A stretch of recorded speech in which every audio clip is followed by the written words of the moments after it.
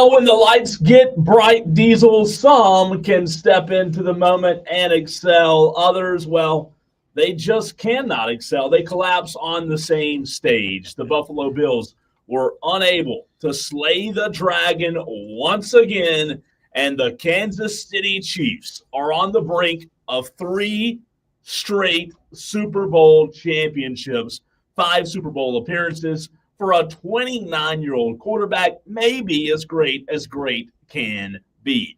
Welcome into Wire to Wire. He's Diesel. I'm Cole Bryson. This is the Fan Upstate. Kansas City fatigue. Are you feeling it, Tolos? Let us know, 844-FAN phone, 844-326-3663. Diesel, are you feeling Kansas City fatigue this morning? Do you need a sick day? Enough is enough of this Kansas City BS. We need more teams making it to the Super Bowl. We need some fresh air, Buffalo was meant to be that breath of fresh air for America because we're tired of Kansas City constantly. You turn on any television show, boom, there's Patrick Mahomes and Andy Reid in commercials. You turn on anything on ESPN, boom, there's a Kelsey brother in your face all the time. They keep throwing it at us. There's Hallmark movies. Enough with the Kansas City. Come on, can we get something new? Sounds like you're fatigued. Sounds like you need a sick day. Do you? I'm just going to lay in the corner and take a nap. I'm telling you, it's a real thing. How we handle it, though, that's where it comes into play. That's where the conversation begins. Tolos, I want to hear from you and ask you the same question that I just asked Diesel, because that's where we're starting the show today. Incredible game last night between Buffalo and Kansas City, but I want to know if you are feeling the Kansas City fatigue. We're also live on Twitter, Facebook, and YouTube. Wesley Roberts in the Facebook stream already. I hear they started a flag football team in Kansas City, by the way, called the Fatigue. Oh, my gosh. There's a team there now. Diesel's feeling it. Tolos, are you feeling it? Let us know. Again, 844-326-3663. Well, last night, the Bills unable to get it done. It's very simple, Diesel. Josh Allen is 4-1 versus the Kansas City Chiefs in the regular season, but 0-4 in the playoffs. What it all boils down to what it all boils down to is the Bills have had the talent, the Bills have had the skill to beat the Chiefs in this past, let's call it half decade, Diesel. But there's something missing in the big moments that doesn't allow Josh Allen, Sean McDermott, and the Bills to get it done on the road. What that is, we may never know. Well, I tweeted last night during the game, and this is after one of the commentaries said that Kansas City is 16-0 in their last 16 one-possession games. And when Kansas City has the ball, down a score or tied, they need to go score to retake the lead. You know that they will go and get it. There's no doubt. When, as opposed to any other team in the league, you hope that they can. There's a difference between know that they will versus hope that they can. And we all knew that Kansas City, they got the ball back with 5 minutes to play at the end of that game, chance to go down and score and take the lead. You just knew that they were going to get it. Of course, they marched right down the field, almost as if Buffalo completely forgot how to play defense in that final possession. But the other way around, Cole, you watch Josh Allen, and it's just like there's a completely different sense of calm for the Chiefs versus desperation for the Bills, and it's desperation for everybody else. Well, you know what? I'll tell you this. You can find the smartest guy in the room, the smartest football guy. I don't think any analyst out there, I don't think they can really put a finger on this. It's so mind-boggling, Diesel. Think about that. Josh Allen's 4-1 against Patrick Mahomes in the regular season. If that's where the sentence stopped, you'd say, man, he owns the Chiefs, right? Like, he is the Chiefs' daddy. They look to him on Father's Day and send him a card. However, there's some sort of disconnect when you talk about 0-4 in the postseason. That's just such an extreme. It's not like it's 4-2 and 2-3, Diesel. 4-1 versus 0-4. That gap is massive, And some teams just in the postseason, some just know how to turn it on. To your point about Kansas City, they're unbelievable. Do we have fatigue? Yeah, but they're unbelievable. Well, we asked the question, was it Friday? Maybe it was Thursday.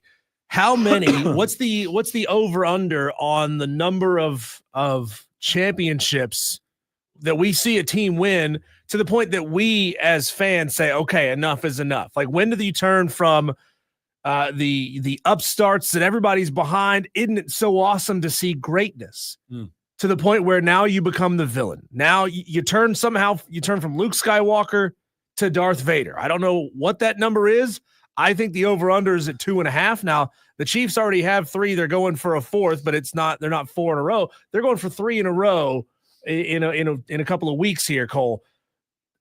I think America has turned on these Kansas City Chiefs. Not that it matters, right? Not that the Chiefs are going to let that dissuade them. Not that they're going to let that be a reason why they can't go out there and perform. You saw it with anytime you see a dynasty. You saw it with the Bulls. You saw it with the Lakers. You saw it with the Cavs. You saw it with the Heat.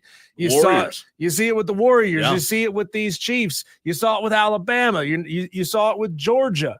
People are tired of seeing the same team win over and over again, and I think that number is 2.5. So I want to get into the game, but before we do, let's keep parked on this fatigue for a second, because you bring that up about what the number is. Madcraft brings up an interesting aspect as well on the YouTube stream and says, at what point does the line go from fatigue to admiration? Example, Tom Brady. And he does bring up an interesting point, because in New England, I couldn't stand Tom Brady. I couldn't stand the guy. I didn't like the Patriots, Diesel. I was sick of everybody was sick of New England when New England was winning Super Bowls. However, for whatever wild reason, Tom Brady goes to Tampa Bay, and I love him. I love Tom Brady. Tampa Tom he was fun. He was loose. I pulled for him. I admired him in a way I didn't. So maybe there is a factor of like half of us appreciate Mahomes and what the Chiefs are doing, and maybe the other half are not as appreciative as we should be, because we are witnessing greatness. I think you can appreciate and admire what the individual player can accomplish, because you cannot deny in any way, shape, or form, you cannot deny Patrick Mahomes' physical ability at all. Everything that goes into his physical ability. What you can have a problem with is the system that appears to look like it's stacked and it's rigged in favor of the Kansas City Chiefs. That's where people can make that disconnect and say, you know what? How come every single time there is a questionable call that always goes in favor of the Kansas City Chiefs? How come every single time they're pushed back into a long yardage situation, they somehow get that, that hit out of bounds, late hit out of bounds? That slide we saw last week where Mahomes slid underneath and two Texans players hit each other in the head, yet they call a penalty on the Texans and award the Chiefs with a first down. What's your name? These are the kinds of things that fans look at and say, all right, it's a pattern of behavior now where the referees appear to always give the Chiefs the benefit of the doubt. We've never, Cole, seen a questionable play not go in favor of the Chiefs, or at least it feels that way. It feels no. Look, whether that's real versus it feeling that way, those are two different things. Sure. It does feel that way, I'll admit. Do I think it's real? No. I don't think the NFL is rigged in any way. However, it does feel. I understand the feeling, because I feel that as well. It's frustrating. Troy Aikman talked about it last week, seeing that guy get so many calls. Now, it wasn't as bad last night. My answer to the entire Chiefs refs fatigue with it being rigged, my answer is very simple. Josh Allen, somebody out there has to go beat him. And that's where we get into the game. Like, Diesel, when the spotlight was bright last night, the Bills could not come up clutch. Yeah. Missed opportunity after missed opportunity. If you want to come up clutch, you catch that ball at the tail end of the game, the one that ultimately fell on the ground on fourth down. You have to find a way to come back and make that catch, because you know who does make that catch every single time? the Kansas City Chiefs. Every single time. I was talking to a buddy of mine about it this morning, Diesel. When this game, when AFC championship games get tight, you can go back to a game and you can find 5, 6, or 7 plays that dictated the game. If you go back last night and find those 5, 6, or 7 that dictated the outcome of the game, the Chiefs were on the right side of every single play.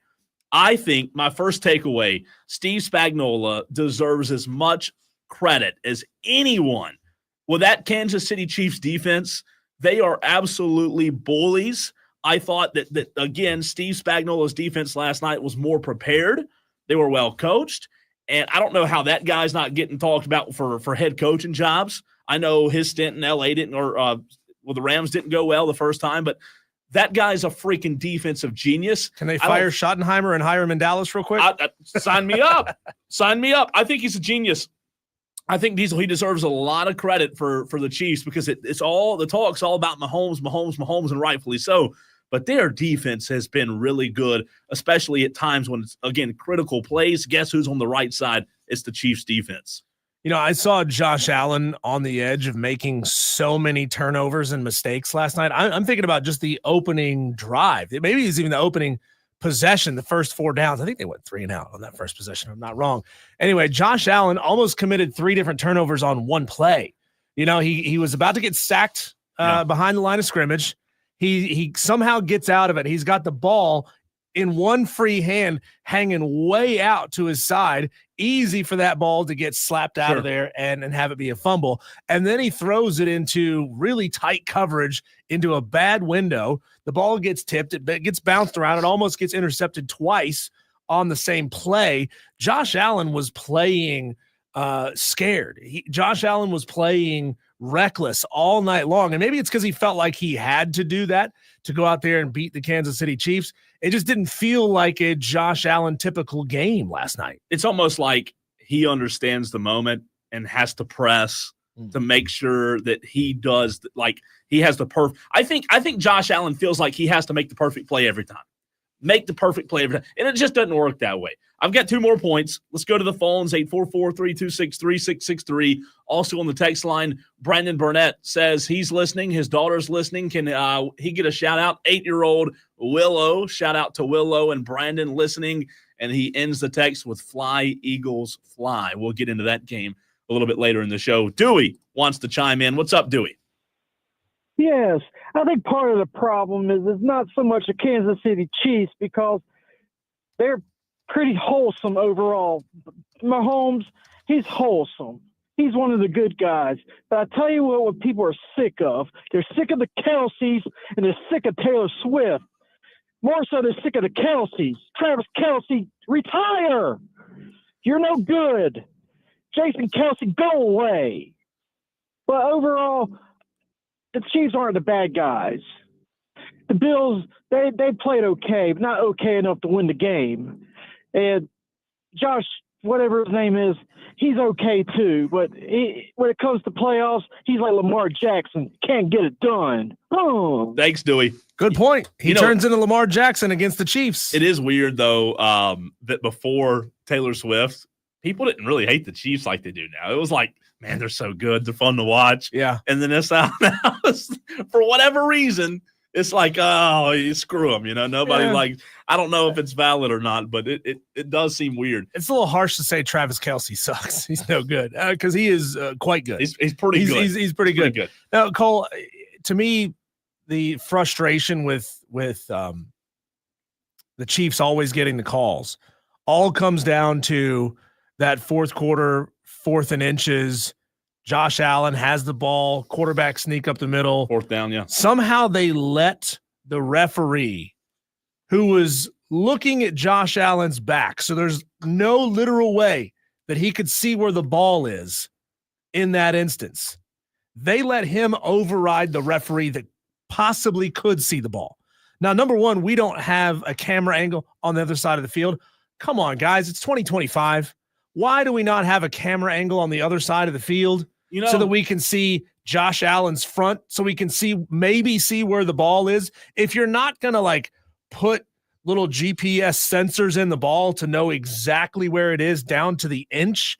Why don't we have enough cameras out there to show us as many possible views as we can get of where the ball is? The referee who potentially had a look at the ball said first down. And then the referee who can't see the ball comes in and says, no, he didn't make the line to gain, and then he even spots him a yard back from that. That is one of those calls, Cole, that's going to go down in history as people pointing at this. And it's going to say, this is the grassy knoll. This is the book depository building. People are looking at this and saying, right there, that guy could not see the football. How are you going to let him make the decision of where the ball reached? You know, my whole problem with that 4th and inches, and I think the outcome of the game hinged on that one play. And I know, the Chiefs went down and scored, and then Buffalo, there were still minutes after, but I thought that game hinged on that play. And I'll tell you why. I didn't like the play call. I don't like Buffalo putting it in the hands of the refs. This is going to be a controversy. This could be a problem. Don't put it in their hands, man. Like, if the Chiefs are in 4th and inches, guess what? What did they do yesterday when it was 4th and short and they needed to get a first down? They went for it, pulled the ball. Mahomes ran out wide and got it by like 4 yards. I don't like the creativity. Just running it up in the butt of your offensive lineman. Don't leave it in the hands of the referees. That's my problem. To be fair, Cole, and I'm going to call you out on this, we did have this conversation a week ago about the national championship game where the quarterback, instead of running it up the gut, which you said he should have done when it was like 4th and goal, he decides to pitch it out to a running back who's trailing behind him. But we're not having the referee conversation. Tackled, he gets tackled 3 yards behind the line of scrimmage. But the difference is in college football, we're not having to worry about the refs and the Chiefs. They know. The Bills knew. The referee was on the broadcast talking about it. College football, for the most part, we feel like we're going to get a pretty fair game when it comes to the officiating. This game last night, you cannot leave it in the hands of the referees, is my point. In a college football game, if we have this sort of controversy when it comes to one team and then the referees, you know what? I don't know that the play call would be any different. I just don't like leaving it in the hands of the referees. Don't have small, minimal plays to where the referees decide the game. Go get the first down by 6 freaking yards. Bully somebody and go get the first down. I love, true crime podcasts, conspiracy podcasts. I like that kind of stuff, Cole. I do wonder if, 10 years from now, 15 years from now, referees, retired refs are going to start dropping like flies. 10 years from now, somebody wants to write their tell-all book that says, yes, I did it. I cheated for the Chiefs. And if we start seeing referees, all of a sudden some guy falls asleep at the wheel while on the interstate or brake lines get cut and you end up in the bottom of a ravine, then we'll know, Cole. I mean, we don't ever get to talk to the referees after the game, right? Like we don't have that conversation. We don't get to talk to the ref who said he got the first down and also have him sitting side by side with the ref who said he didn't get the first down. I wonder, Cole, is this big enough? If pretending for a moment that we found out all of this was true, everybody was right all along, the fix has been in for the Chiefs for years. Would that even shake hardcore football fans' faith in the game enough to stop watching? I don't believe that it would.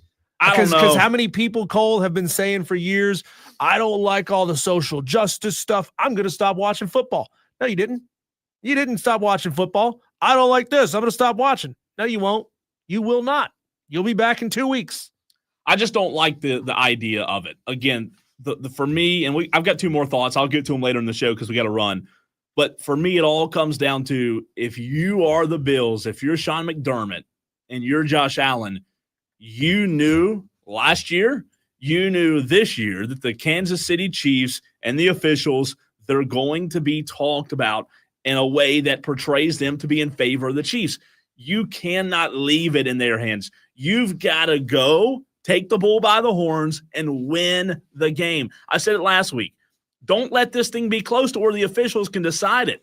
When you're just all of a sudden saying, okay, we're okay with this game coming down to an inch or so, you're not leaving yourself room for error there because there's a good chance the referees will side with Kansas City, whether it's true or false. I don't like the lack of urgency by the Buffalo Bills. I wanted them to go grab the bull by the horns, but instead they let the bull, they let the referees dictate whether the bull was actually had horns or not. It was just, I thought it was lackluster creativity offensively. The Bills have got to be better. But unfortunately, who knows if they'll ever be able to get over the hump. I could get a good look at a T-bone by sticking my head up a bull's what. Yeah. But I'd rather just take the butcher's word for it. When we come back, Cole, I ask a burning question. Am I a monster?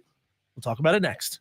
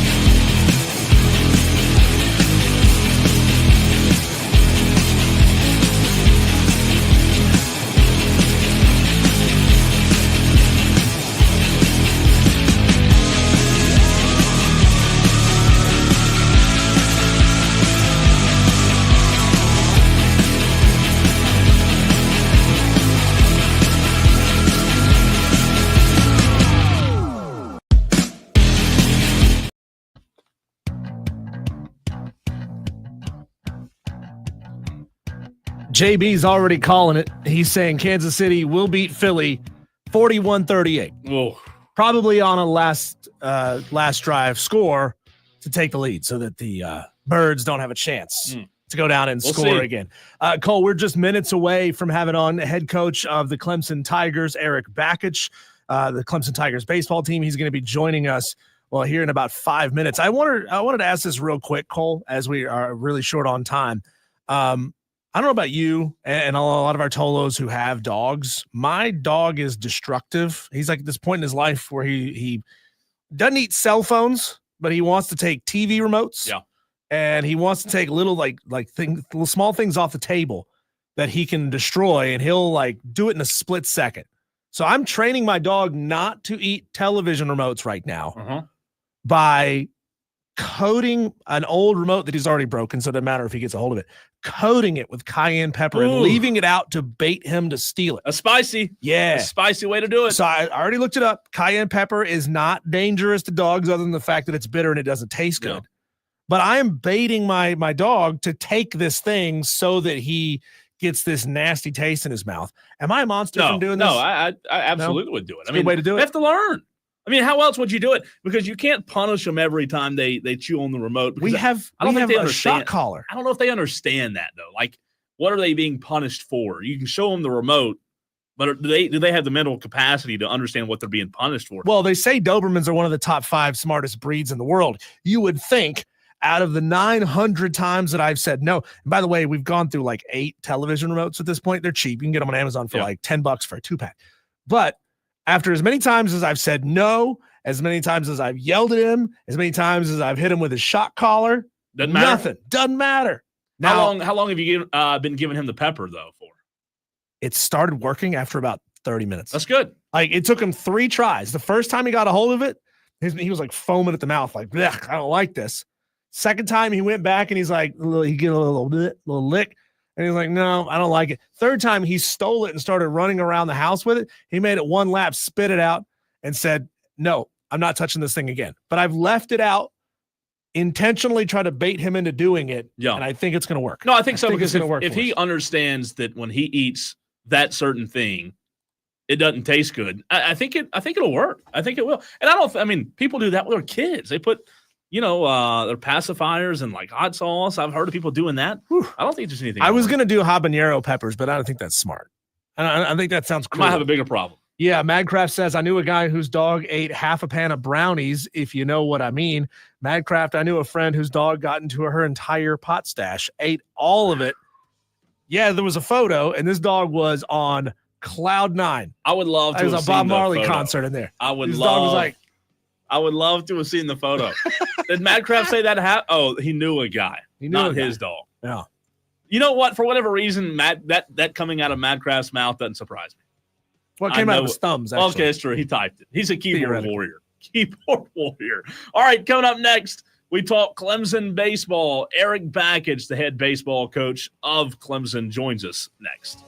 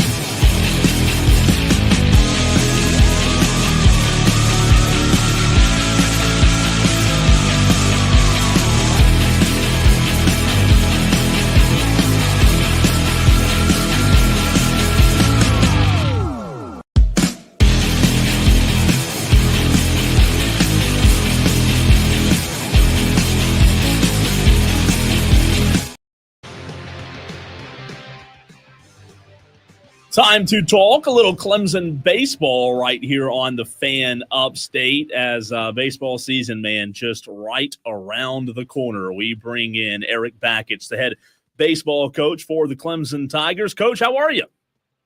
I'm good, Cole. How are you? Doing fantastic. We appreciate you hopping on with us, Coach. Before we get to the baseball talk, let's start with a little housekeeping here. A really awesome event happening pretty soon here in February. It is the 2025 Clemson Baseball Preseason Banquet.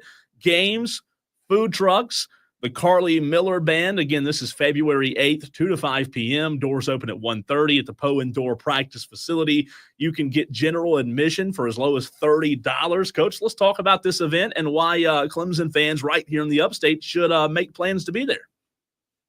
It's going to be a lot of fun. That's why we are wanting to lead things off right. You know, not just your boring, typical leadoff banquet, but concert meets carnival, meets fun, meets meet the players. I mean, it is going to be an exciting way to start the season. We timed it up, you know, with the Duke basketball game. We got Duke coming to town against the Tigers in Littlejohn at 6 o'clock. So our banquet and this fun event that we're going to have is from 2 to 5. So it's the perfect way to get ready for the basketball game later that night, but also a perfect way to start baseball season. And we've got not only our tickets only $30 for just, you know, any individual ticket holders, but all the business owners out there. We have some table sponsorship opportunities where business owners or people who want to sponsor a table, we have awesome giveaways. It's a taxable benefit where you can, you know, write off a significant portion of the cost of these tables. We have 3 different levels, purple, orange, and tiger. So we can certainly get all the information to people out there that have businesses and want to use that as an opportunity to, you know, have a business expense, but also a great way to help support our baseball program. And then you get to, you know, hang out. You get 10 seats at the table, 10 tickets at your table, your reserved table, your sponsored table. So great way to celebrate with us, and it's going to be a lot of fun. Head coach of the Clemson Tiger baseball team, Erik Bakich, joins us here on Wire to Wire with Diesel and Cole Bryson. Coach, I want you to sort of take your Clemson hat off here for just a moment and talk to me as just a baseball fan and a guy who's been around the game for quite a while. How do you explain the beginning of college baseball's massive shift in its center of power here to the Southeast? I mean, the ACC, SEC, the eastern half of the Big 12, the Sun Belt, the Big South, all producing really, really good baseball, which, you know, I remember 20 years ago, a lot of the power in college baseball was out west, out in California. What have you seen as somebody who's been inside the game that can kind of explain how it's all shifted so much in this direction? Well, I can give you a pretty unique perspective on that because I grew up in California. I'm from California, you know, played at East Carolina after junior college. And really in the last 20 years, you know, baseball has always been a summer sport, a warm weather sport. It's conducive for obviously outside play. So having coached at Michigan for 10 years and you know, it not being in you know, a warm climate during the early spring didn't stop us, but it's just, you know, it stops a lot of people who don't have resources and facilities, indoor facilities, turf fields, things like that. But you know, it's conducive for the baseball players that can play all the time. But the power shifted, to your point. You know, California, the state of California has shifted in the last 20 years a lot. And it's just, you know, the college baseball programs outside of California, specifically in the ACC and the SEC, have just invested a lot more money into their facilities, into their stadiums, into attendance. You know, and you look at the difference between the professional sports in the region, and California's full of NFL, NBA, MLB, NHL. There's just so much professional sports in that state that have grown in the last 20 years. Plus, it's a high tourism state that, you know, the college programs just, at least in baseball, you don't see these monster facilities that you see in the ACC and the SEC. And a lot of that has to do with, you know, Clemson baseball outside of the Atlanta Braves. I mean, this is like the big leagues of baseball, and a lot of the SEC and ACC, we're more in, ACC, SEC country. It's just not that many big league options. So we're a great baseball option, and, and then the trickle down effect of that, and a lot more visibility, and a lot of kids seeing that and wanting to be a part of that. And a lot of kids leaving whatever region they're from to want to gravitate to the southeastern part of the United States, where the best baseball seems to be played right now. Talking Clemson baseball with head coach Erik Bakich. Coach, a season ago, your team won the regular season conference title, first time since 2018. You advanced to the Super Regionals, first time since 2010. Fast forward to this year. You guys specifically, Coach, have started the season in the top 10 of 2 different polls. How do you go from trying to prove yourself in year 1 and year 2 versus having expectations now, being a team that's looked at as a top 10 team? How do you manage those high expectations that you now have compared to just a couple of years ago when you were trying to prove yourself? Well, I mean, we weren't trying to prove we considered ourselves a top 10 team 2 years ago, even when we were 2-8 in conference play and 17-14 overall. I mean, the belief system's always been there. I mean, this is Clemson.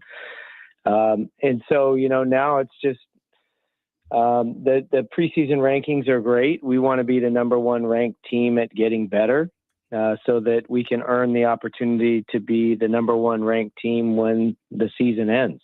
And that's something Clemson baseball has never done. So, we're at the point now in our program where I totally respect and understand your question. And, we are all good and fully expect to be judged whether this season was a success or not based on how far we play in the month of June.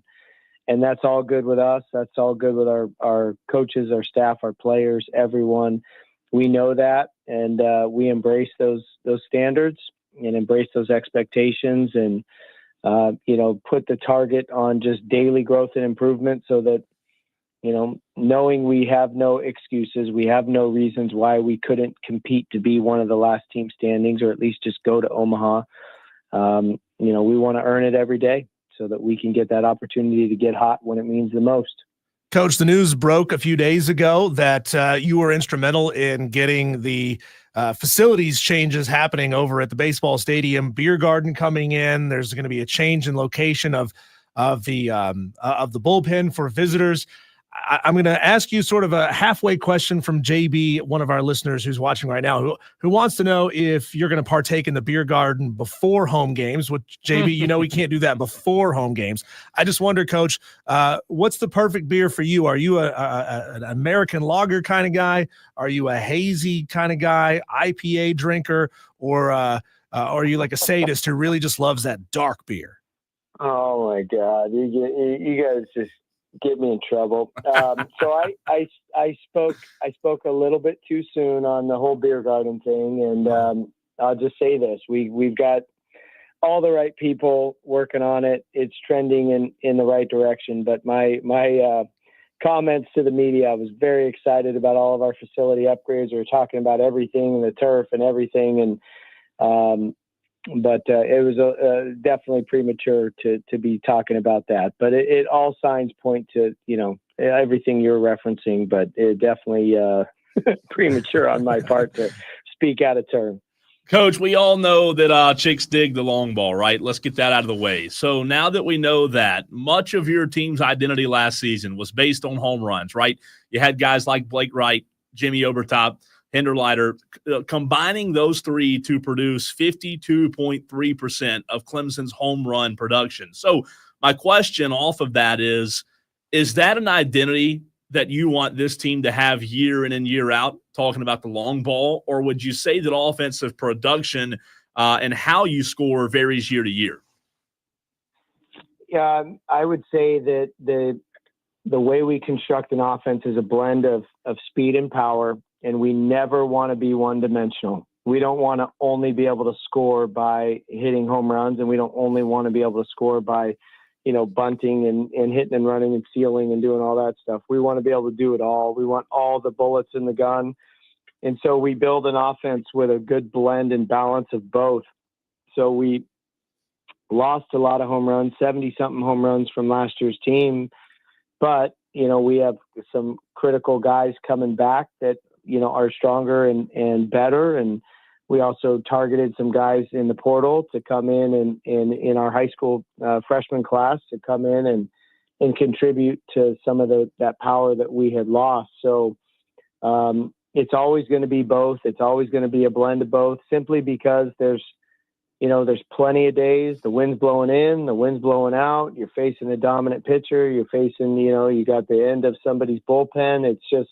It's always different. And you can't be one dimensional in this game of college baseball where everybody's good. You got to have different ways to score. So fortunately for us, we teach and train and recruit to all of it.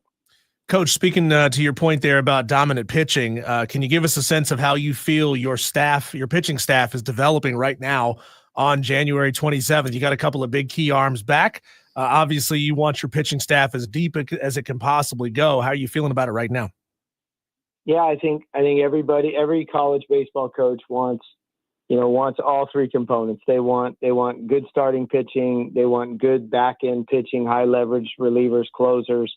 And then the guys in the middle, the bridge guys that get from the starters to the end.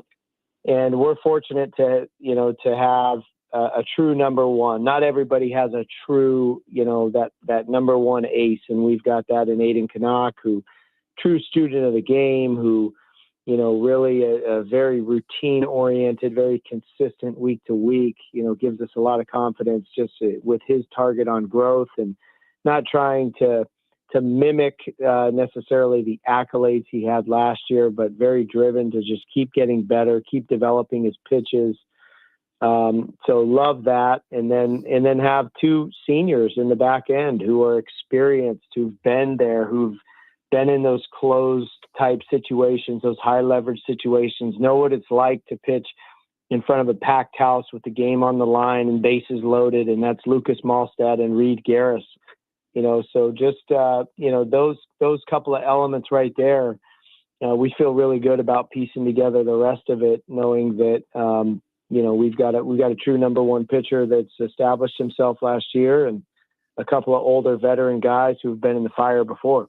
Coach, going off of that, we ask football coaches this question a good bit, but here we are just a couple of weeks away from your trip to Arlington. Do you feel like one group, whether it's the pitching or the offense, is ahead of the other, or is that something that you really can't measure until you get out of inter-squad?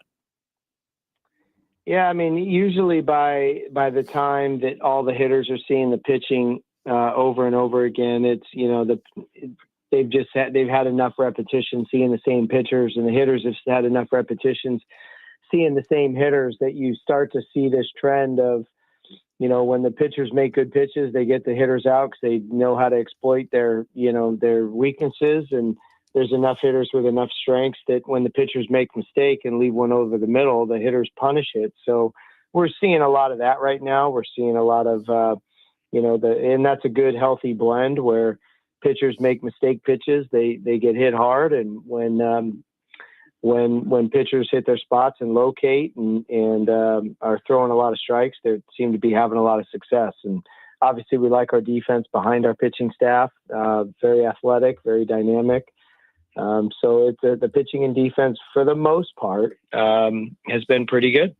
Erik Bakich, Clemson baseball, joining us here on the Fan Upstate. Coach, they say, teams a lot of times will take on the personality of their skipper. You're a fiery guy out there on the field, but you also have said a lot in this offseason about wanting to make baseball fun and wanting to keep it fun for these guys.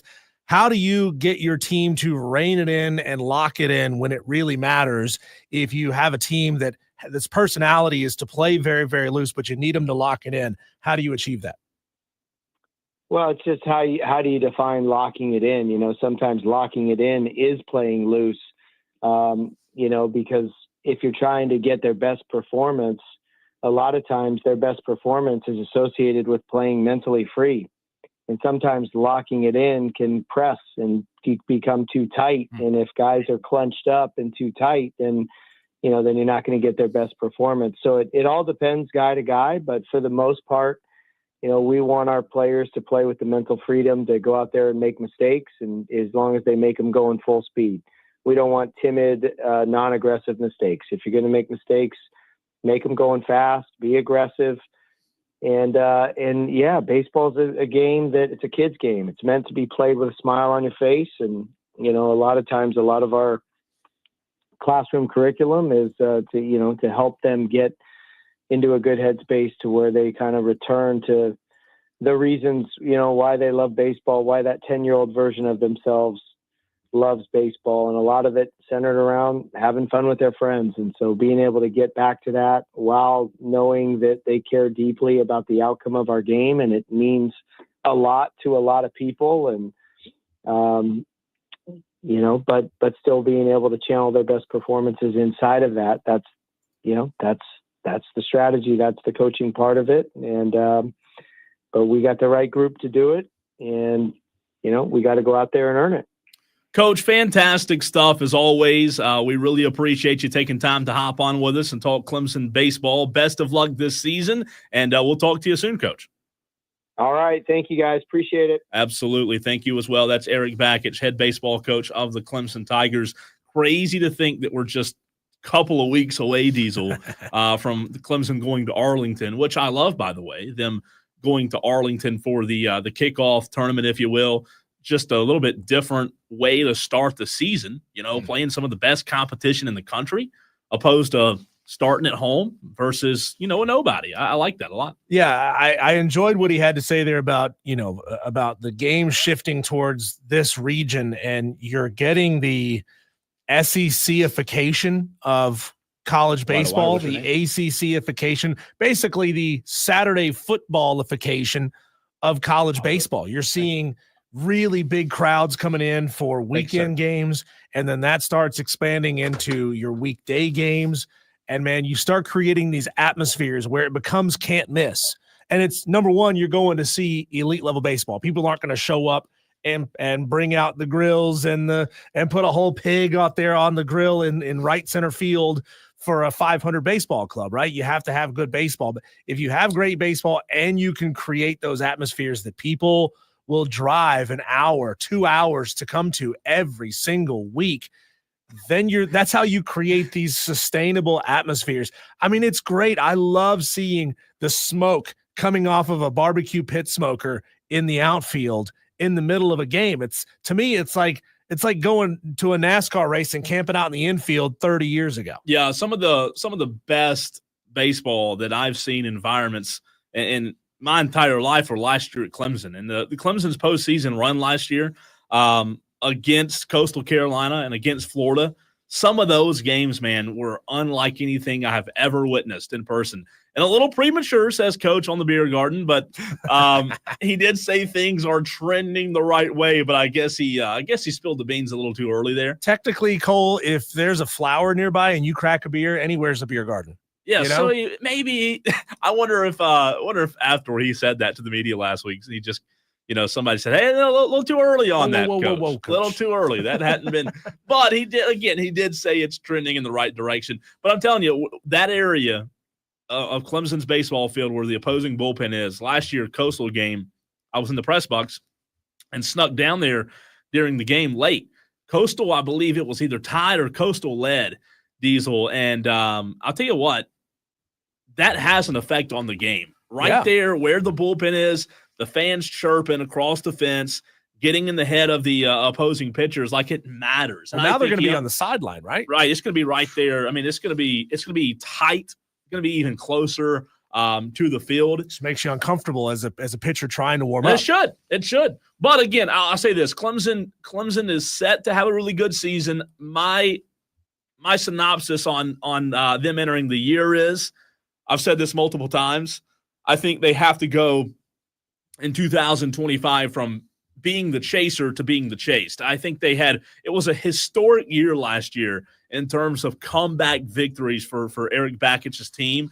He's a fantastic coach. Entering year 3, that program is just absolutely trending in the right direction. But they've got to be the dog this year. They've got to be the team that teams are trying to chase instead of having to try to come back every single time. We're going to see 2 really good baseball teams here in the state of South Carolina this year.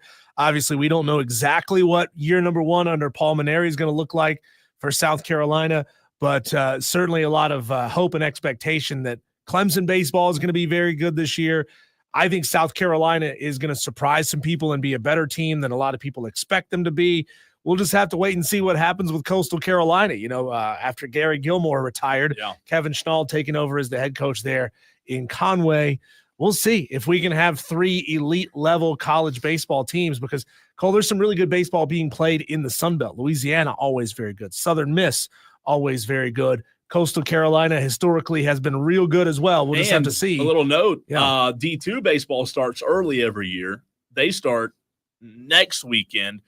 It might be this coming weekend. I'll have to double check, but North Greenville, obviously, always always an elite program. Those guys are literally starting within the next week or two. It might be this weekend. I'll have to check on that, but cannot wait. When we come back, Brian Pettit brought this up. Brian Pettit, you make me feel bad, but we're going to talk about it anyway. The question is, who cost us $400 in the TOLO Underdog Fantasy Mega Pick? I'm naming names, people. Uh-oh. That's coming up next on the Fan Upstate.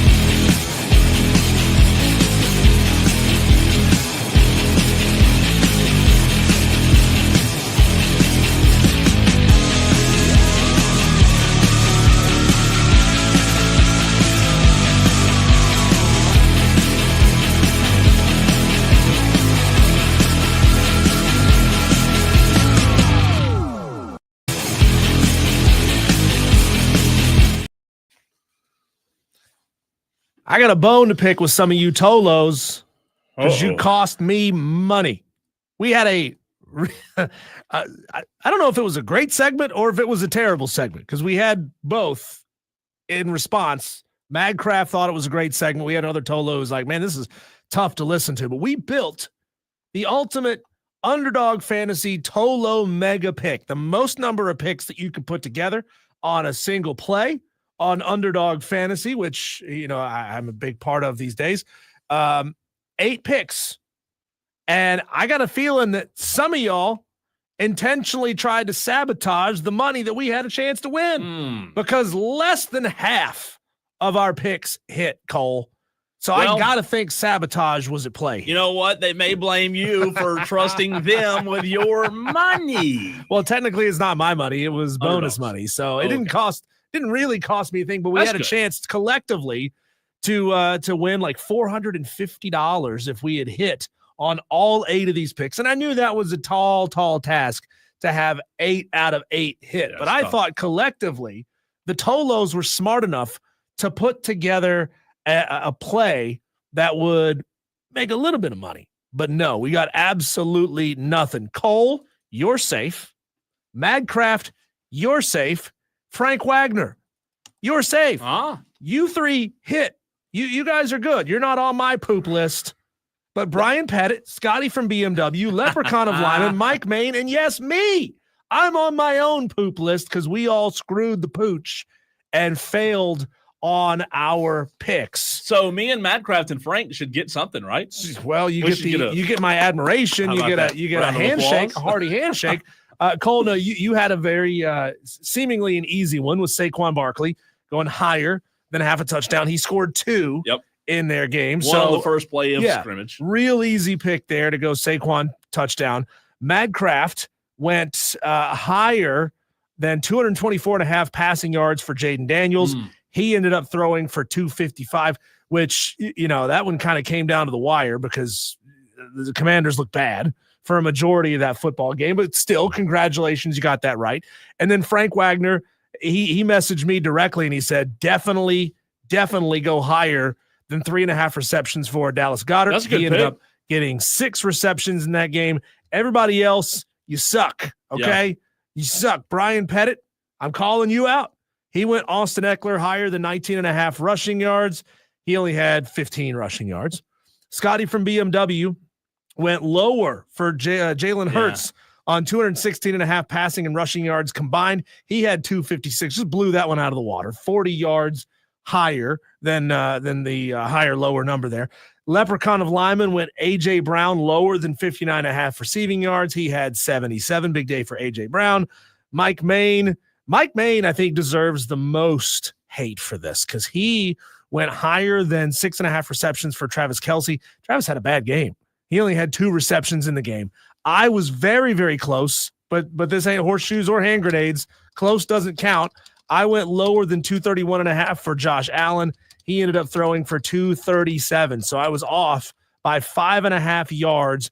But even if I had hit, it wouldn't have mattered. We would have still got the big old fat goose egg on financial returns. So as fun as this was, I don't think I'm going to do it again because y'all are costing me money. You know what? It's tough when you have an 8-leg parlay. I mean, I'll say this. If I straight bet a game just regular, the chances of me hitting it, I mean, they're 50-50 if I'm betting let's say the money line, for example, then you add 1 into that, go a 2-way teaser, your odds drop, you add 1 more, make it a 3-way. I would love to know, and again, I love sports gambling, but when you place an 8-leg teaser, what the percentages are of hitting, because they've got to be, what would you guess? 6%? Real low. Maybe even lower than that. I mean, like, these things could happen, but it's like people don't understand with teasers. Vegas was built on teasers. And when you start adding more and more games and entries and players, the chances that you have of hitting. Now, look. And I even turned Flex on for this one. For those who don't play underdog fantasy, Flex allows you to miss a certain number of picks and still get some kind of return. Yeah. So if I had gone, I don't even think it would let me go just straight 8 picks. You had to go, if you put in that many picks, it makes you choose Flex. So the maximum payout we could have gotten on a $10 entry was $450. If we had gotten 7 out of 8 correct, it drops all the way down to $22. So it's still doubling money on the $10 that we put in. And then if you got 2 incorrect, so you got 6 right, we would have ended up with $9. So losing $1, but still getting something back. So let me just say this: the Saquon Barkley higher than half a touchdown, Easy money. Easy money. The first play from scrimmage for Philadelphia, he took it to the house. Now, he did have a little bit of an injury, and again, we'll get into the game in the very next segment. But he had a little bit of an injury that maybe for some people who had Saquon Barkley on a prop builder, it may have cost him. Yeah. Still had 2 touchdowns. Even with a bum leg, he was incredible. But you know what? I did not like the Austin Eckler, higher 19.5 from Bryant. I don't like that one. I would have vetoed that one. Now the Jalen Hurts lower than 216 pass rush from Scotty from BMW. How much? Yeah, he was off by 30 yards. Yeah. So some of these were close. You had a chance. Off by 30 when you put 2 statistical categories together. It's not much. Doesn't see. And look, I did not expect that outcome at all. I thought Washington was going to win that game by 10.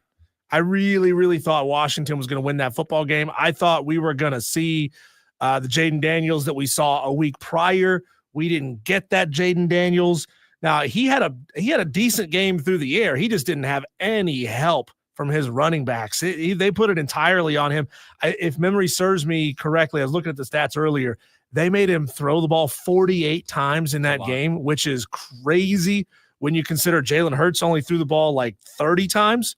So they were throwing the ball all over the field, especially once you get down. Yeah, you gotta come back, but you can't really run the ball to try to come back when you're down as big as they got down. But Leprechaun of Lyman, he was fairly close. Scotty from BMW fairly close. It was Mike Main that was not even close. Sorry. I'm looking now. I had a really good day yesterday. Again, this was not with Underdog, but yesterday I'm looking now. This is great radio. 4-1, 5-1, 6-1. I went North Texas, Wisconsin basketball. I went 10-1 yesterday. One of the better days I've had in a long time. Now, I played a little college basketball. I played Wisconsin -7. Wisconsin had beaten 24 of their last 25 or had won 24 of their last 25 home games against unranked opponents. They crushed their opponent. I had North Texas -5. I did take the Eagles first half -3.5, which I felt like was a lock. They were up pretty big at the halftime break. And I tell you, the only one I lost, you remember last week on the air, I picked Buffalo. I picked Buffalo to win. That was my loss yesterday. I did pick the Eagles, but I picked the Bills. I had the Eagles-Bills Super Bowl. However, didn't happen, all know. It feels like individual projections are a little easier to hit in basketball because you just got smaller rosters, not as many guys out there trying to get stats. And in football, when you've got an entire team game and you've got 22 guys out on the field trying to get stats, it's difficult. It's really difficult to call player projections in football outside of the quarterback and maybe the running back position. You can have an elite wide receiver. I mean, think back to the Ohio State game, not the national championship game, but the one prior to it where Jeremiah Smith only had 1 reception. Like that dude was a monster. He was a beast all season long. And all of a sudden he's not even getting the ball. How many people lost money on that game with him not getting the ball? Speaking of money, Cole, this is really fascinating. The Wall Street Journal has released its list of the most valuable programs in college football, as if these programs were available on the open market. So kind of taking that pro model, if the franchise was for sale, how much would it be worth? How much could it sell for? All this work done by a gentleman named Ryan Brewer, Associate Professor of Finance at Indiana University, Columbus. He looks at top-line revenues, growth, the drivers of cash flow, and operational sustainability when it comes to making his assessment. So it's not like a one-year snapshot. This is how does he project that this could continue in years going forward, Cole? I'm gonna bet that you can guess 3 out of the top 5 most valuable programs in college football without a tremendous amount of effort. And I'm going to get those answers from you here in just a moment when you finish up this phone call. Do you want to take a wild guess, Cole? I'm going to give you 6 guesses. I'll bet you could get 3 out of the top 5. Most valuable college football, Ohio Programs. State. Yep. How many guesses do I get? You get 6 To get the top 5. Texas. Yep. Ooh. I don't know. I'm gonna be bad after that. I'll say Notre Dame. Bingo. They're number 5. Okay. Ohio State's number 1. Texas is number 2. Ohio State's 5. So I'm missing 2. You're missing number 3 and number 4. Ooh, most valuable college football programs. It's got to be Michigan. Bingo. They're number 3. Who's One the more. 4th most valuable program in college football? I'm gonna go. I would think it'd be in the SEC because I only said one SEC team so far. Who are the 4 that I have? I have Ohio State, Texas, Michigan, and Notre Dame. So Notre I have Dame's one 5. SEC school. You have 1, 2, 3, and 5. Can you get no the 4th most valuable? Gosh, I'm gonna say Bama. You'd be wrong. God, Bama is not even in the top 10, believe it or not. okay. But I would give you one more guess because you've now guessed 5 guesses. Oh, I said I think you get it. answer. I said I thought you could get it in 6. I think you can get it. I feel like this is easy, and I'm going to say, "Oh my God, yes, of course." Can I get a hint? SEC? Yes. Don't say, "Oh my gosh!" Don't say. He's trying to get number 5. He's trying to get the little pinky. I would here. say my next guess would be A&M because it's Texas, but I'm not going to guess A&M. SEC, I'll guess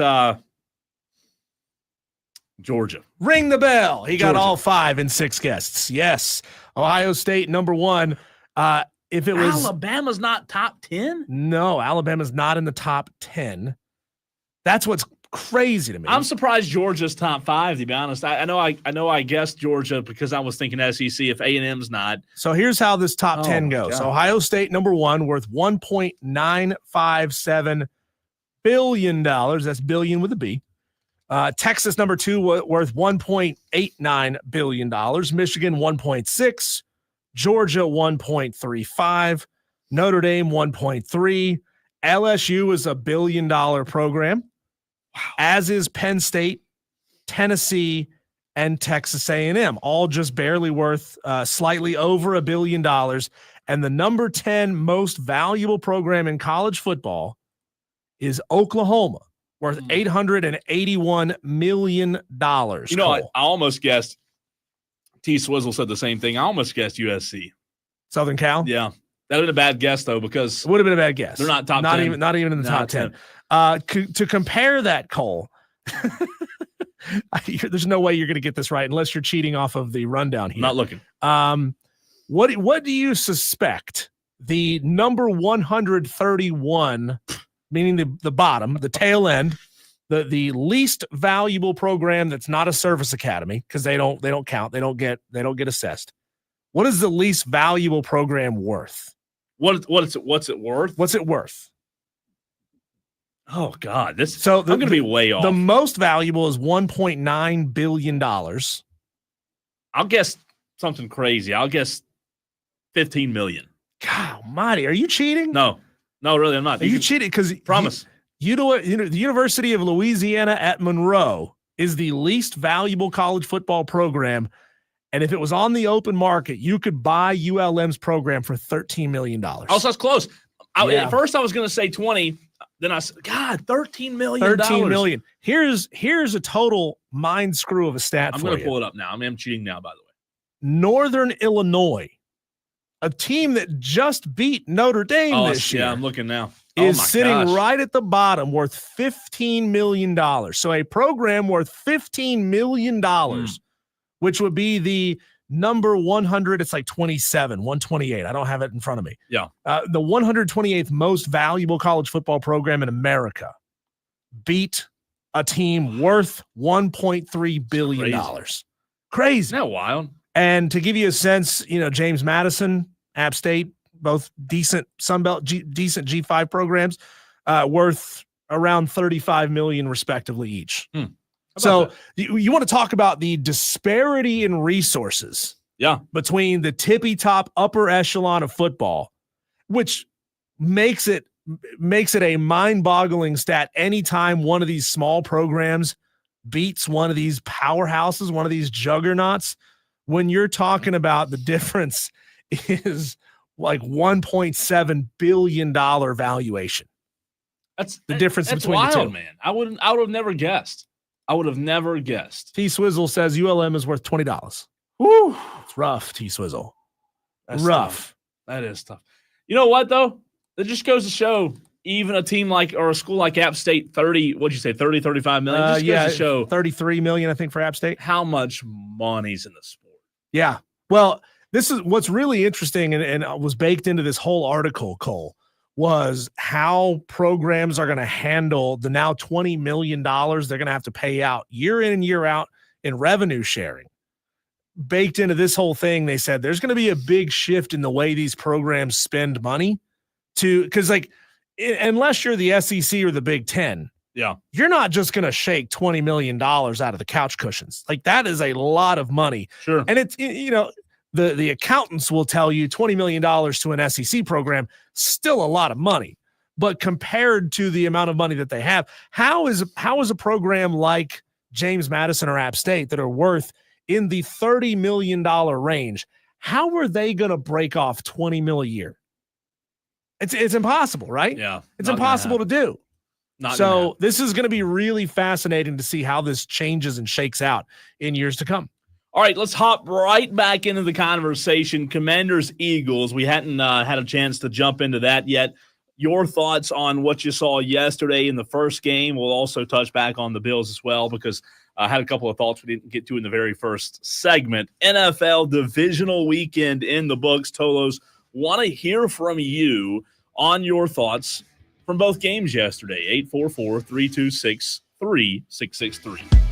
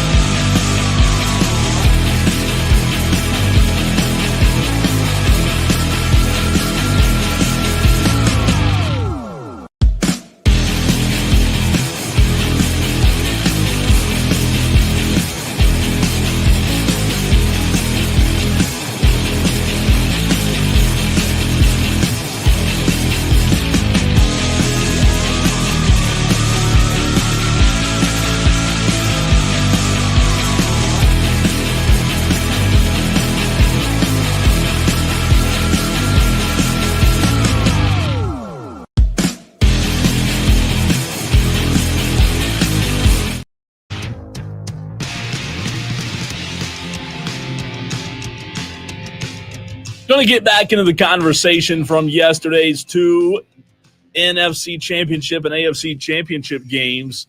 The Bills game, Chiefs game really close. Washington, Philadelphia, not so much. But first, want to let you Tolos know how you can win a trip to Vegas. That's right, you out there in the upstate, 97.1 Spartanburg, 97.7 Greenville, or wherever you are and however you may be listening.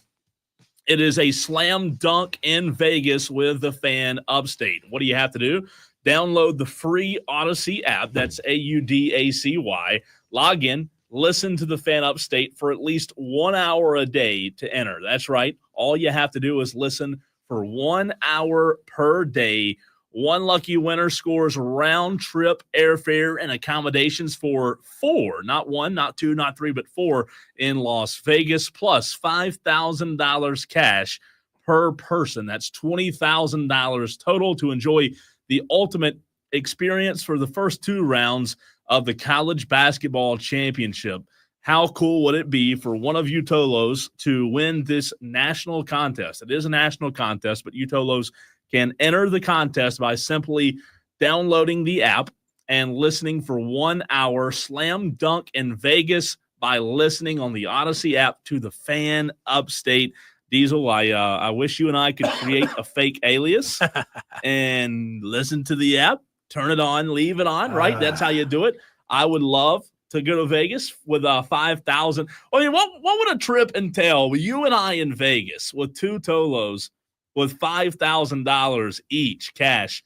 Ooh, that would be that'd be one for the ages. Be a lot of fun. Stinks that we can't win these prizes, man. Yeah. I'm telling you, I'm gonna quit just so I can enter. I accidentally entered a contest for a Super Bowl party for like 25 people and won. Oh, turns out I can't win because I'm a client. Dang it! That's tough. I tried. That is tough. I tried. It was at a I don't want to horn in on this read, but man, this is a fun contest. All you have to do, Tolos, is do what you're already doing. Turn it on, leave it on. Turn it on, leave it on. That's it. So good luck to you Tolos out there. Would love for one of you to win this nationwide contest. Diesel, let's get back into the games yesterday. I have thoughts on Commanders Eagles. It said a lot about the Eagles. I want to ask a question. Before I do that, though, let's finish our conversation from segment 1 when it comes to the Bills and the Chiefs. We all know that I started the show out by asking if you, Diesel, if you Tolos have any Kansas City fatigue, right? And if so, how much? I think it's I don't know that I believe that the NFL's rigged, but I do know that Kansas City fatigue is a real thing. My initial thoughts were Steve Spagnuolo should receive a ton of credit for what he's done with that Chiefs defense. My second thought that I did not have a chance to get to, Diesel, Josh Allen. I don't believe Josh Allen deserves all of the blame, but let's put it where it belongs here. He does not belong in the same conversation as Patrick Mahomes. It's time.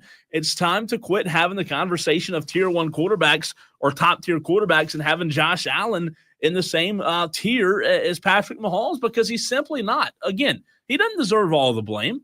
I think he did a lot of really good things yesterday. But when it comes to being the guy that can go win a game and having the it factor, having the clutch factor that Michael Jordan had, that the greats have had, that Patrick Mahomes has, Josh Allen, Diesel, simply does not have that. So, again, I don't think we should put it all on his shoulders, but at the same time, let's not any longer, until things change, let's not put him in the same conversation as Patrick Mahomes. No, he's not. He's a very good quarterback, yeah, but he's not a game winner. Like when the game is on the line, you have to have him go down and score, get his team into field goal range, get the ball in the end zone. You don't trust that every single time that guy is going to get you there. And even sometimes those types of quarterbacks fail. Unless you're Patrick Mahomes, you just never fail when you're him. You go 17 in a row wins in one possession games.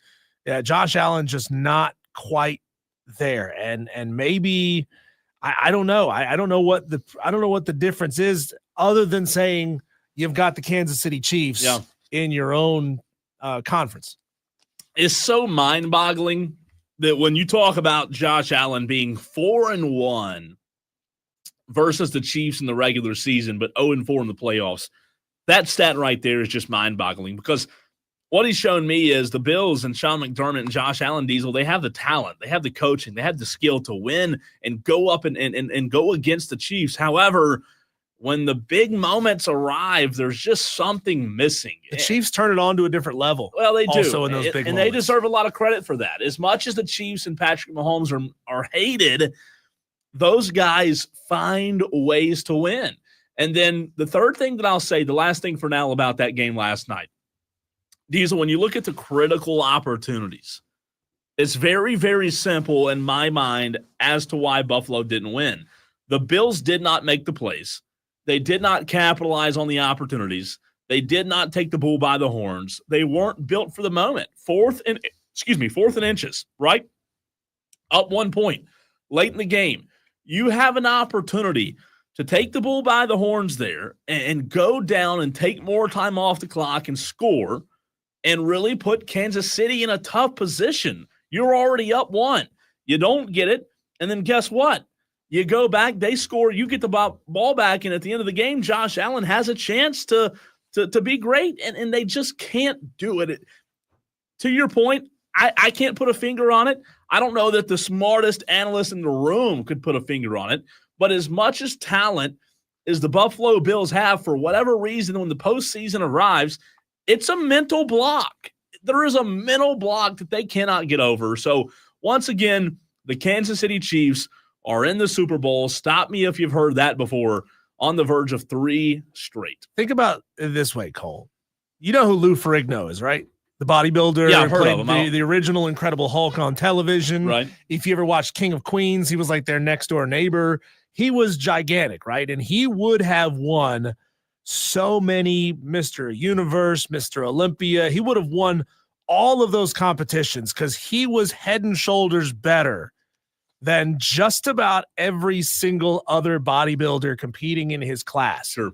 Except for the fact that he was competing at the exact same time as Arnold Schwarzenegger, and nobody was going to beat Arnold Schwarzenegger. The dude was just unstoppable. He was literally a Terminator. This is before he was the Terminator, but prior to that, you couldn't beat Arnold Schwarzenegger in a bodybuilding competition. And Lou Ferrigno would probably have gone down as the most decorated bodybuilder in history if it hadn't been for Arnold Schwarzenegger. And that is kind of who the Kansas City Chiefs are to the Buffalo Bills. The Bills would probably have 2 or 3 titles by now if it wasn't for Patrick Mahomes and the Kansas City Chiefs. If Coach Andy Reid would go ahead and retire, the Bills could finally go ahead and start winning titles. But then the question is, are they really earning them if they're not having to go through the Chiefs anymore? Like, it's crazy. If the Chiefs fall apart, like we're all expecting that, Andy Reid's going to retire, Travis Kelce's going to retire, this team's going to splinter, they're going to get a new head coach, and everything's going to change, and they certainly can't keep their dominance going. I mean, doesn't it sort of cheapen it if they don't have to get through the Chiefs to get there? You would think so. Now, that was the second game yesterday. In the very first game, I got the second game wrong. I picked the Bills. I did get the Eagles right, 55-23 over the Washington Commanders. 55 points in an NFC championship game. The Philadelphia Eagles yesterday absolutely dominated. So the question that I want to ask to you, Diesel, as well as the Tolos, talking about the Commanders and Eagles, does yesterday's game say more about the 4 Washington turnovers and their inability to get it done on the biggest stage, or does it say more about Philly's dominance? I'll let you go first. Well, I'll get to that here in just a second. One final point. This is me, grabbing a hold of that chain and tooting my own horn. I did say, don't bet against the Kansas City Chiefs when the playoffs are on the line. When you're going into big game situations, don't bet against the Chiefs. So I just wanted to point that out, Cole, that I was right and that you were wrong. You were on the Bills. I thought this was going to be a good football game, but I did believe that the Kansas City Chiefs would get this one done. Cole, I mean, just a pathetic Sorry, I just performance. missed everything you just said. It's okay. I'm just gloating over the fact that I was right about calling the Kansas City Chiefs. Yeah. I said, don't bet. Like I used to say, don't bet against Nick Saban. Don't bet against the Kansas City Chiefs in the playoffs because they are going to win playoff football games. No, I mean, with Washington, you can't even remotely come close to advancing at this point if you're giving up 4 turnovers in a game. I mean, it's not Jaden Daniels' fault. That guy played lights out considering what was going on around him. He threw an interception, yeah, but he threw for 255 yards in the game. He certainly should have had more yards considering how many times he threw the ball, but the team put him into a situation, Cole, where he had no choice but to press and to throw into difficult situations. And he still threw for 255, which is more than what Jalen Hurts threw for. To be clear, Patrick Mahomes threw for 245 in their game, and Josh Allen threw for 237. So Jaden Daniels, on paper, had the most impressive performance of any of these games, of any of these players outside of his opponent, Jalen Hurts. JB says, I think it says more about the Commanders that they weren't ready for the moment. Tolos, what do you say? 844-FAN phone. That's 844-326-3663. Kevin wants to weigh in on the phone line. Kevin, what's up, man? What's happening, fellas? Kevin. Man, let me tell you something. The glass slipper came off yesterday. For Washington, they made it. They ain't been to the playoffs or that far in so long. Like, it was their time. Yep. They got there. I'm proud of them. They did a good job. Those turnovers hurt. But at the same time, for Philly to run off like they ran off, hey, man, that glass slipper came off. Well, I think it says more to your point. Their dominance and their ability to score 55 points in an NFC championship game, it's just unheard of. Listen, if Washington doesn't turn the ball over, that game's different, but who forced the turnovers? That was Philly, right? And I thought it says a lot about how they played. They were dominant. I didn't expect that. DB called for it on the YouTube stream, Kevin. He called for a blowout, and he was right. Yeah, man. And Buffalo, what you can't do with Pat Mahomes is get in a slanging contest. You're going to lose that one. You are going to lose. Buffalo's got – if they run the ball, I think it's a different outcome. But everything is about Josh Allen. Let me line him up back here by himself, 5 wide, and win the ball game. Yeah. No, you got to slow that thing down, especially against a team like Kansas City, man. Slow that thing down. You know what I'm saying? And then with Jalen Hurts yesterday, I didn't expect him to throw for what he threw for.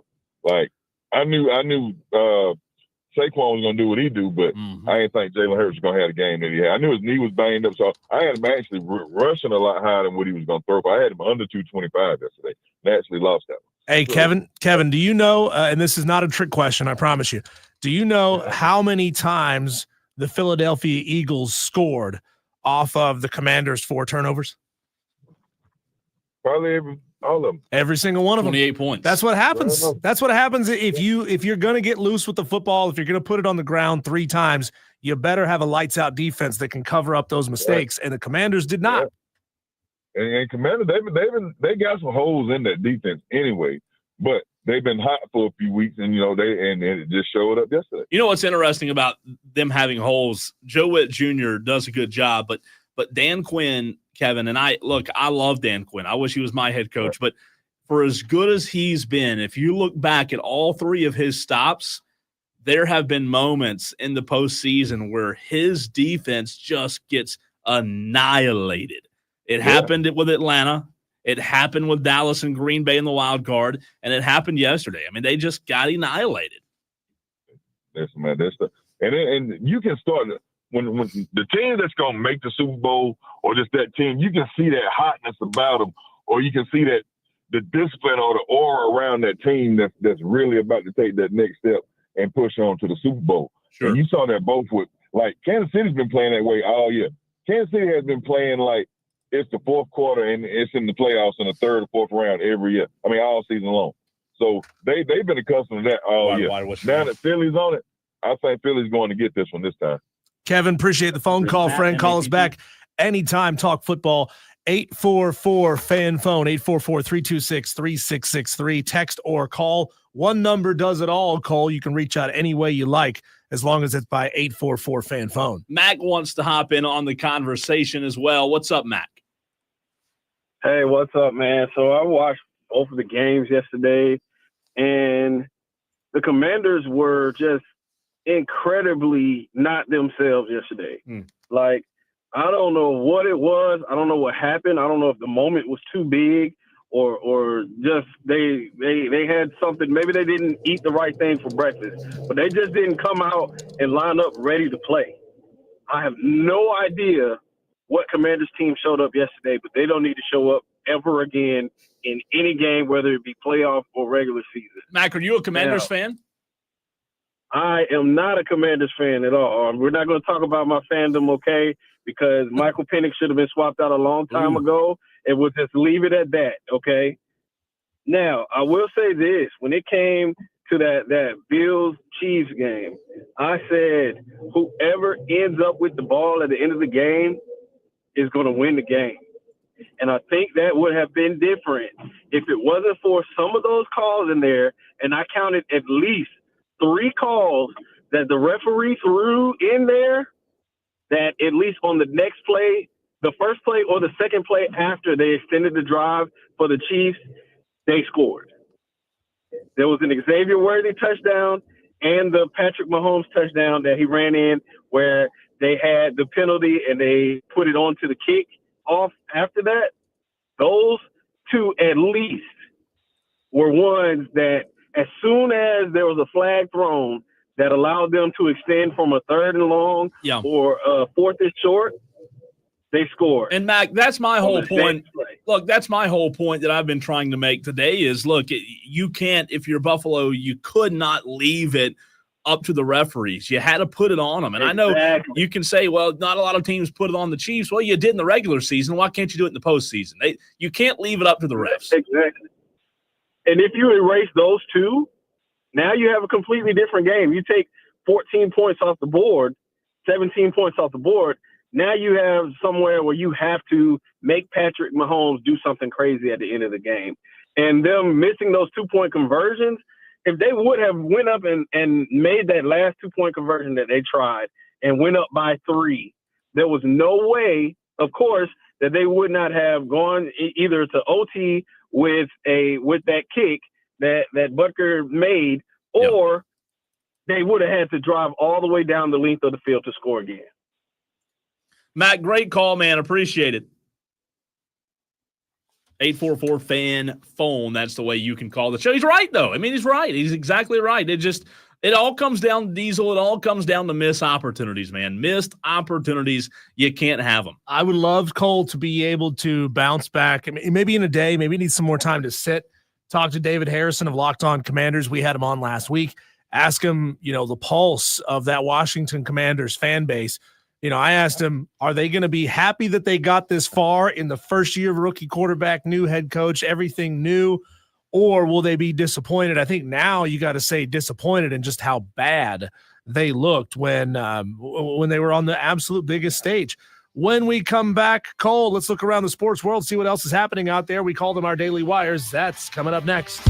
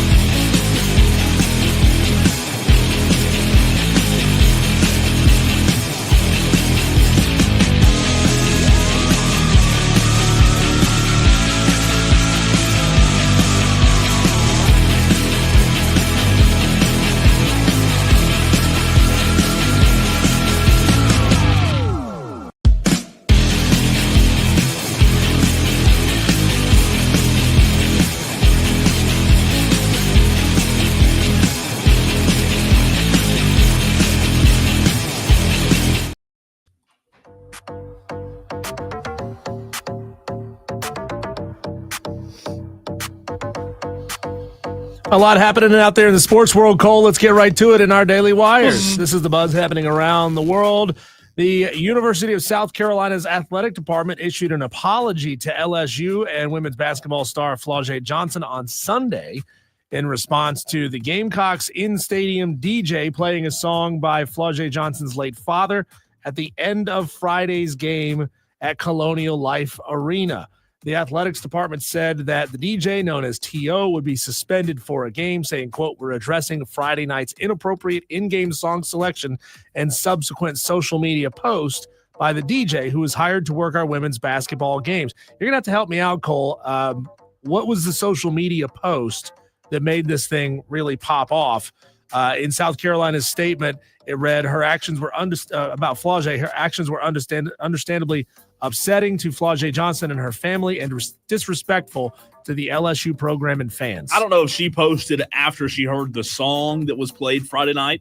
I would assume that's what happened, but evidently a song was played offensive, to her dad. Her dad was a rapper, I guess, and they played the song. Yeah, and I'm assuming that she posted about it and, found it offensive. And again, the guy got suspended for a game, and I'm sure he is going without pay for that one game, but just a weird situation. You don't hear about that a lot. Yeah, it felt like an opportunity maybe to rub salt in the wound, both of the loss and of her, I guess, her father's passing. So not a smart plan from the DJ T.O. A car hit and injured 3 pedestrians in a crowd of people leaving the Philadelphia Eagles playoff game last night. The driver is in custody. The collision did not immediately appear to be intentional, the Philadelphia Police Department said in a social media post. Cole, as many times as we've seen now people use vehicles in opportunities and in committing of crimes of hurting people in large crowds, that's a really scary situation. Well, you know what? It just goes to show that you shouldn't let anybody in Philadelphia have nice things, celebrate. It's what happens when you let a bunch of idiots in Philadelphia. I mean, come on. Are you surprised? Philadelphia doesn't deserve this. There was a stabbing as well last night in the streets. I mean, it was ridiculous. Well, that's just a random Tuesday in Philadelphia. Well, that's true. Last week, Cole, we didn't get a chance to talk about this because I think it came down late on Friday. Bleacher Report reported that Ohio State's Jeremiah Smith received a $4.5 million offer to enter the transfer portal. I thought that was illegal. I thought that they couldn't do that. I thought you couldn't use NIL to induce players to enter the transfer portal. Yeah, it's air quotes illegal. It's not supposed to happen, right? We're going to have, God, I mean, people keep saying, when are we going to get some kind of guardrails on this thing? Some kind of enforcement to slow this thing down. Over the weekend in college basketball, the aforementioned South Carolina Lady Gamecocks beat LSU 66-56, handing LSU their first loss of the season. Clemson had basically no problems with Virginia Tech, defeating them 72-57. South Carolina, another close one, but another loss in conference play, 65-60, the final score against number 14 Mississippi State. Tough year, man. Tough year for Coastal Carolina. They lost 74-52 on the road at Old Dominion. Furman handled Mercer 79-74. You feel like Furman should have won that game by more. Cole, Mercer's not particularly great this year, but after the skid that Furman's been on, a win is good no matter how you can get it. And Wofford, who had been having a pretty good season, still are having a pretty good season, went down to Samford and lost 61-77. The Samford Bulldogs, very good this year. And one more. As of 1 minute ago, you got to love how live sports radio is when you send emails to SIDs. Today, at 5:20 Diesel, Paul Maneri, the head baseball coach of the South Carolina Gamecocks. How about that? You got to be flexible. That's what we are. And it was funny. I'll say it on air. I sent the emails out last week to both South Carolina and Clemson to get the coaches on. Clemson, Brian Hennessy, fantastic, responded right back. Here he is, Monday, 3:30. We had him on earlier. And South Carolina just now responded. So it's okay, whatever. Hey, we're here for them, right? We're here for them. So we'll talk Gamecock baseball at 5:20. Last one here for you on our Daily Wires. Cole, the University of Florida has cleared the Gators men's basketball coach Todd Golden following a 4-month Title IX investigation into allegations of sexual exploitation, sexual harassment, and stalking. The complaint against Golden accused him of sending photos and videos of his you-know-what, making unwanted sexual advances on Instagram and requesting sexual favors. He allegedly also would follow women on campus, take photos of them out driving or walking, and then send it to them, letting them know that he knew where they were. However, due to the university's privacy policy, we don't know specifically to whom these advances were allegedly levied, whether it be a student, a staffer, who knows what, but he has since been cleared again from this investigation. Okay. How about that? That's not a good look for your sitting head basketball coach. It is not. All right, Diesel, it is Overreaction Monday. We do have time to get your overreactions, Tolos. The phone lines will be open for about 15 minutes as we're going to have Paul Maneri, the head baseball coach of the South Carolina Gamecocks, on in the same show as Erik Bakich. How about that? A college baseball preview show is what it turned into today. Overreaction Monday. Diesel and I will have some overreactions, but I want to hear from you, Tolos, as well. Your best overreaction from the sports weekend. That's next.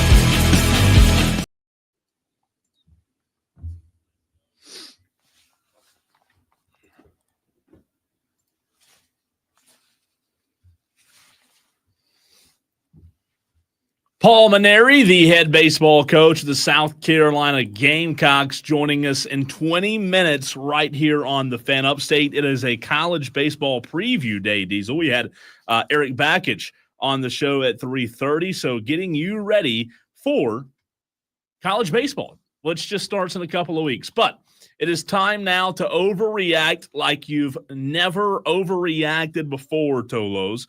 Overreaction Monday right now on the Fan Upstate, 844-FAN-PHONE. That's the way you can text or call the show. Again, that's 844-326-3663. Overreactions welcome on yesterday's championship games in the NFL. Texter gets us started from the 262 and says, my overreaction is this, period. I did not want to believe it, but I do now think the NFL is rigged. Kansas City is probably winning the Super Bowl. More Kansas City fatigue, Diesel. Well, I mean, fans are getting frustrated, and this is something that Roger Goodell really needs to start paying attention to. He needs to figure out a way quietly, internally, to combat this, because fans are losing faith that the sport and the product that they're watching is real, right? I mean, a lot of fans feel this way. And look, I don't know that coming out publicly saying something about it, if you're Roger Goodell, is the right way to go, because, I mean, what do you want him to do? Do you want him to say, all right, now the Kansas City Chiefs are going to start down 7 points in every game to combat the referees that are obviously going to make calls specifically to benefit? Like, what do you want him outwardly, publicly to do about it? Yeah. Other than potentially, Cole, exposing some gigantic scandal that goes back and calls into question 17 straight one-possession games, that tells you that there may be mass corruption within the ranks of NFL referees. And like this, it would rock the sport to its core. Oh, it'd be unheard of. I mean, right. it would have. It's never happened. Again, I said it earlier in the show. I don't believe the NFL's rigged. However, I do believe that there is a legitimate reason for people to be upset. That's what I believe. Sure. You know what? Whether it's rigged or not doesn't matter. The calls that Patrick Mahomes gets alone, to Troy Aikman's point, should be enough for frustration. Well, and it's embarrassing. At this point, Cole, like you said, it doesn't matter if these games are rigged or not.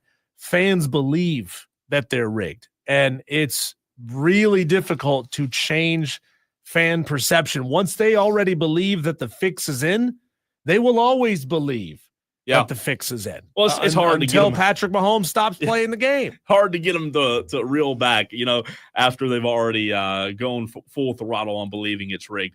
Let us know what your overreaction is. 844-FAN-PHONE. That's 844-326-3663. Diesel, I'll start it off by saying a text that came in, or reading a text rather, about 25 minutes ago from the 590. Cole, you need to let that 12-year-old that predicted a 35-0 Philly win an opportunity to host a segment.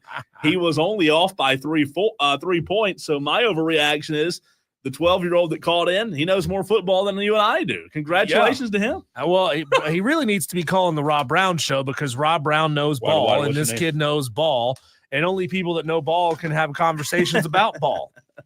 It's so good, though. I mean, you know what? I didn't expect it to be a blowout, but it was. All right, we will get to some of our overreactions, but if you call the show, you'll get a little bit of a front row, a fast pass, if you will, to get your thoughts in and your overreactions. Madcraft goes from the YouTube stream to the phone lines, 844-326-3663. What is your overreaction, Madcraft? Hey, I'll tell you what. If I was Dabo or anybody in that strength and conditioning room, I would be phoning up to Philadelphia today and asking them what in the world they have been feeding Will Shipley. Because did he not look like a totally different person? Gained some weight, hadn't he? Yeah, and way faster. That run that he pulled, that he looked like he was another gear. Yeah, man. He did. Yeah, that was impressive. Hey, so, sliced beef and cheddar cheese, man. That's a hell of a performance enhancer. You get to Philly, you start eating that way. Cheesesteaks, man. All of a sudden, you start putting weight on, my friend. You know what's crazy about that, Madcraft? Real quick, Ross Taylor from Clemson, who does a great job, tweeted a picture of Will Shipley. Diesel, I don't know if you saw this or not. He put a picture of Will Shipley up on Twitter, and he said, pictured below is a full list of players since 2000 to record both a rushing touchdown and a forced fumble in an NFL playoff game. How wild is that? Cole, I was getting ready to mention that because I had just seen it. Read your mind. I read your mind, yeah, man. You beat me to it. Is that hey, crazy? Listen, my only other overreaction real quick. Yeah, that is insane. My only other overreaction real quick, though, is all this talk about, I talked to Diesel about this, but we talk about the Chiefs and the refs, a whole bunch, and for obvious reasons. But nobody wants to, that Philadelphia-Washington game, Washington got, they got some calls missed that should have been, So anyways, that's all I got. But they lost by like 35, Madcraft. I know. They would need a lot more calls. See you, Madcraft. 844-FAN phone, 844-326-3663. What is your overreaction? Dewey on the text line says his overreaction is time to fire Lamont Paris. 0-10 and the SEC is unacceptable. Dewey, you're not far off. Honestly, this is square on the hot seat type of performance from Lamont Paris. It calls into question what they achieved last year. Was it just a crazy lucky flash in the pan? Is Lamont Paris suited to be an SEC level coach, especially when you consider these coaches have to rebuild their roster year in and year out? Is he up for the task of doing that? He's not looked good this year, Cole, and that's certainly going to change a lot of people's minds on how good of a coach Lamont Paris is. Call it unfair or not. That's entirely subjective, and that's entirely up to you.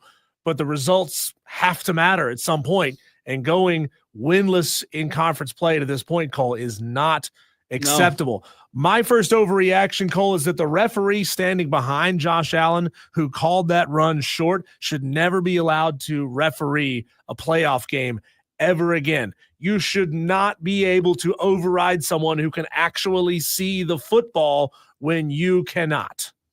It was tough. And I see it happen in basketball a lot too, right? Where a referee who's, let's say, up near half court calls a foul that happens in the paint. It's reaching, right? And I don't love that. Excuse me, I don't love that yesterday. The official kind of being vetoed, right? Because that's ultimately what happened. I thought from one angle that Dave Portnoy posted this morning, from one angle of Diesel, he looks like he's across the line. Now, again, that angle is not flush across or down the line, rather. Sure. This angle kind of sits back about 5 yards, which kind of makes it hard to see if he really was or not. Again, I beg the question that I asked earlier. Why don't we have a camera that goes straight down the line of scrimmage, or the line to gain, every single play? We can dangle like a $10,000 camera on wires above the field. We can zip zap it left, right, forward, back, up, down. Why can we not have a camera on both sidelines whose job it is to stand to look straight down that line to gain and know for a fact whether or not we don't have to do this? Oh, we're looking at it at a slight angle, so let's somehow pretend that we moved over to here and we can see it. No. Why are we doing this? Hey, it's 2025. I'll say this. Let's just figure out a way to not even have to use a camera. Put a chip in the ball. Put a chip or something to where when that ball crosses the line, there's a light in every stadium that goes green or something. It makes too much sense. The return of the butt buzzer. We got a promo running, one of our first shows together. You were talking about the butt buzzer, whether baseball. Or not the ball crosses the plate or not. Why don't we have a buzzer in the referee's pocket so that it goes and he knows if that ball crossed the line to gain or not? Then it turns in, you take away that variable. Yeah. And all he has to focus on is, was his knee down and did he have possession? So my first overreaction is Josh Allen Diesel should have requested a trade to the NFC. get out of the AFC, just completely run. Run away. Run away. I know that's not – listen, I know that's not advisable in life to run away, but Josh Allen needs to request a trade to somewhere in the NFC where he doesn't have to see Patrick Mahomes in the playoffs.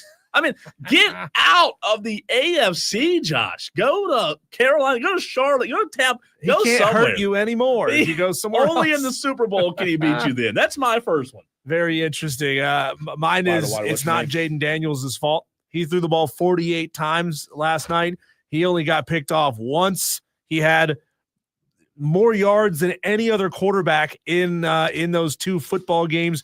Jaden Daniels played about as good as he could possibly play. It wasn't bad. And everybody else around him failed him miserably. Well, he don't play defense. I know he doesn't play defense, You know what I mean? but he also not responsible for 3 fumbles. No, I'm saying it's not his fault because he didn't play defense. He didn't give up the 55 freaking points. So yeah, look, could he have been better? Yeah, I don't think it was his. I don't put yesterday's loss on Jaden Daniels. I don't. I think that was a full team loss, if you will. Texter says, my hot take is Lamont Paris needs more time before South Carolina should move on. He's a great coach.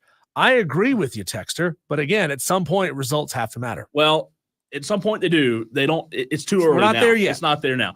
I think that next year he'll go into the season in a tough spot because he's going to have to win and he's going to have to right the ship, if you will.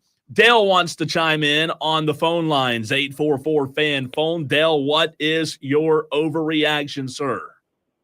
Brian Schottenheimer will be a one-and-done coach. Yes, I like it. What if he's great, though? Like, people thought Dave Canales was going to suck as a coach in the NFL, and he has seemingly worked some of his magic on the Carolina Panthers. What if you're just a hater, Dale? Are you going to call us back in a year and sing a different tune? Diesel, it's very hard to suck when you won 2 games last year. You have nowhere else to go but up. It's true. It's true. You know what? It's funny, Dale. I'm giving my full reaction tomorrow at 3:20 to the Cowboys' hiring of Brian Schottenheimer. I'll tell you this. I am very underwhelmed by the hire. How about that?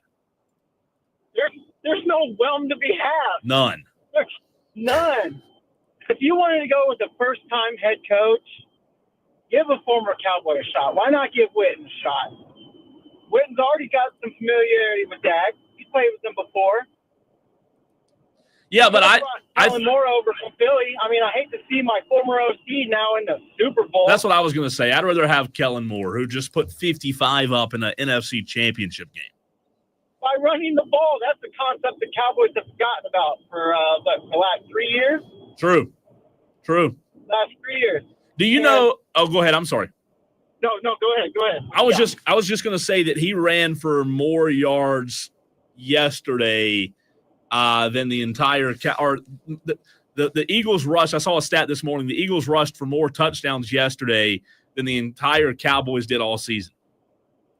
I would not be surprised by that. Would they have 7? I don't even think it was that. I don't even think it was. Sounds about right. Yeah, it's embarrassing. And with that being said, go Chiefs because Philly sucks. It's true. It's hard to pull for Philly. Thanks, Dale. Appreciate the phone call. That's good, man. Cole, let's do this. We have this just fell into our laps. How amazing this is to have the sitting head coaches of Clemson baseball and South Carolina baseball on the show. Same day. In the very same day on the very same show. Let's get off to break so that we can get back in time to talk with Paul Mainieri, first-year head baseball coach of the South Carolina Gamecocks. Not a first-year head baseball coach by any means. Paul Mainieri joining us next to the Fan Upstate.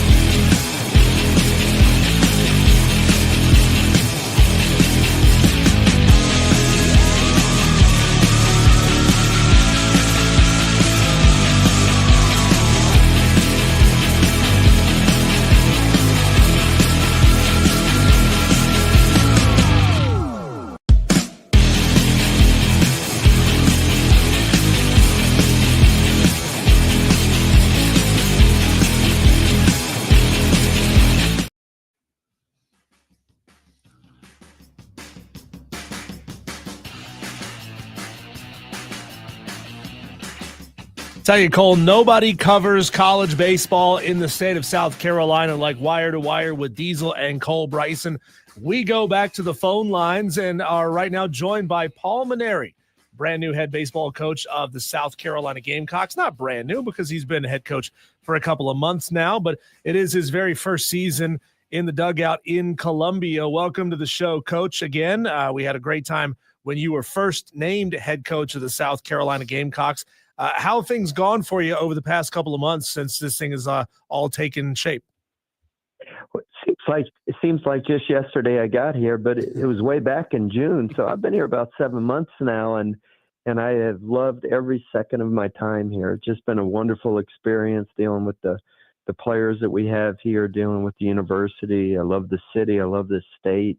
And I'm excited about a new season beginning. And we actually started our spring preparations here this past weekend with 3 scrimmages, and today's an off day, but just excited to get back out on the field tomorrow, and let's keep it going. Coach, you took some time off from the time you were last coaching baseball to this gig at South Carolina. In your 7 months back, what are the biggest things you've noticed about the game changing since the last time you were a coach? I don't notice anything changing. That's a completely honest answer. When you get out there on the field and you're with a bunch of 18 to 22-year-olds and you're working with them and you're trying to help them develop and become the best baseball players and best men that they can be, I just do what I've done my whole life, and that is, work with them, encourage them, challenge them sometimes, to let them know what's expected of them, how to get there and how to be successful. And the response that the players have given to me and our staff has been wonderful. They've embraced, the new methods, I guess, or the new style of coaching. And I don't mean that as a knock on any previous coach at all. They did a wonderful job here, Mark Kingston and his staff. But, every coach has their own style, and I think the players have adapted to my style and our coaching staff style, and it's just been great out there on the field. I haven't noticed a thing that's different. I have just always believed that any youngster that's worth his salt, he wants discipline and he wants to know somebody cares about him, and that's what we do. We try to run a good, organized program, and want the kids to know that we care about them and we want them to get better all the time, and we push them, and I think they like that. So I really haven't seen anything different. Now, I haven't been through a cycle where we've had anybody transfer out or, leave for better NIL deals or anything like that, which people tell me is going to be different. But hopefully, our players are going to be content in the program and enjoy their experience here. Coach, how do you think NIL and these new rules surrounding being able to fully fund scholarships for all players rather than players getting a portion of a scholarship, how do you think that's going to change college baseball, not just at South Carolina or in the SEC, but regionally and nationally? Do you think it's going to be detrimental, unfairly maybe, to the programs? For example, a group of 5 program like Coastal, who maybe could have offered a slightly higher percentage of a scholarship to get a guy to come there. How do you think that's going to change baseball? Well, first of all, the rules allow you to give up to 34 full scholarships, but we don't know if people are going to do that yet. Here it is, the end of January, and I still don't know how many scholarships we're going to have for next year. I don't know that the SEC is going to allow for everybody to give 34 scholarships, or say they've cut it off at 25 to try to keep things even, or if other schools around the country plan to give 34. Nobody really knows the answer when it comes to how many scholarships there's going to be or how revenue share is going to happen. And we already know that NIL is kind of a wild, wild west right now, and they're trying to reel that in to some degree. So really every coach, I can't speak for everybody, I guess, because some athletic directors may have told their coach, oh, we're going to give 34 full rides to your program. But that hasn't happened, I don't think, at any schools in the SEC yet. We don't really know for sure what's going to happen. As it affects other schools, smaller schools, or I don't even know what you call them. What'd you just call the mid-major schools? Like a group of 5. I know it's a football term. 5, yeah. Yeah, okay.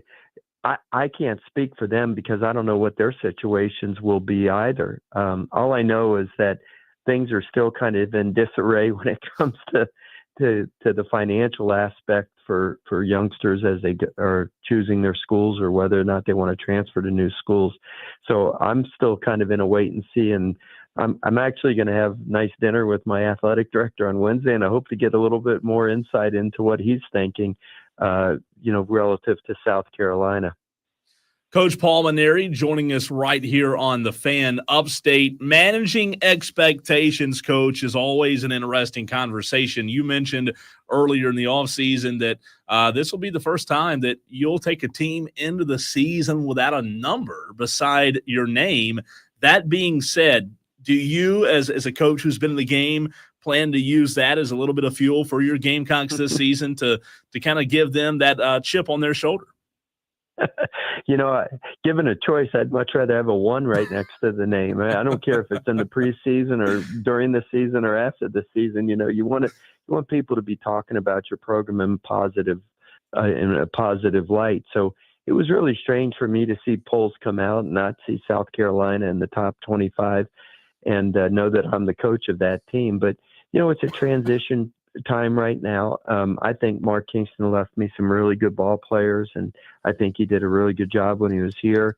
I feel like we've added some. We also lost some. Obviously, losing Cole Messina and people like that is a big blow to our program. But listen, I love college polls. I'm not like most coaches that just downplay them and say, they don't. The people that do the polls, they don't know anything about baseball. I really don't. I like it when people are talking about college baseball as a whole. And we know that when the polls come out, the season is right around the corner. Now, what does that serve as motivation for us that people are, not giving us much respect when it comes to the polls? I can't say it really matters because all I really care about is what our players think of themselves and what our coaches feel about our team. And I'm out there working with the kids every day, and we have some good ball players out there. We're going to be competitive. I don't have any doubt about that. I did tell our players a couple of things. I said, I don't think our football team was ranked by anybody before this past football season started. I think they were picked to finish 13th out of 16 teams in the SEC. That didn't seem to affect Shane Beamer or any of the players on our football team. They had a pretty good year. The last time that I entered a college baseball season with a team that was not ranked was my second year at LSU way back in 2008. And all that team ended up doing was winning the SEC West, won the SEC title, the SEC Conference Tournament title, won a was a national seed, won a regional, won a super regional, went to Omaha, won a game there. So, the preseason polls are fun to talk about. It gets people excited about college baseball. It hurts a little bit to not see your team in the preseason poll, but at the end of the day, you have to go out there and earn your own respect. And we can do that by going out there and playing well on the field and beating some really good teams. I saw Baseball America just came out with their poll, and I think we face 6 teams in the top 10 in a 3-game series. So we'll have plenty of opportunity to prove ourselves. Coach Paul Mainieri, head baseball coach at South Carolina. Coach, you're not the new man on campus anymore. You mentioned earlier that you're about to have a lunch with your athletic director, Jeremiah Donati. Can you give us any insight onto any of the conversations that you've had with him to this point, philosophy conversations about where you want the baseball program to go, how long you expect things to happen? Can you give us any insight on what you've said to him? Well, I can only tell you my personal impression. I came here because Ray Tanner asked me to come and be the coach. And so when he retired from his athletic directorship, it was kind of a blow to me, because that was a big part of the reason why I came here. And, listen, every athletic director has a right to run the program the way they want to run it. And some athletic directors you'll jive with and some you won't. That's just the nature of the business. So I was really anxious to meet Jeremiah and sit down and talk to him and just kind of get a feeling about, where he is. And I already have had one really nice long dinner with him, just the two of us. We're going to have another dinner this week.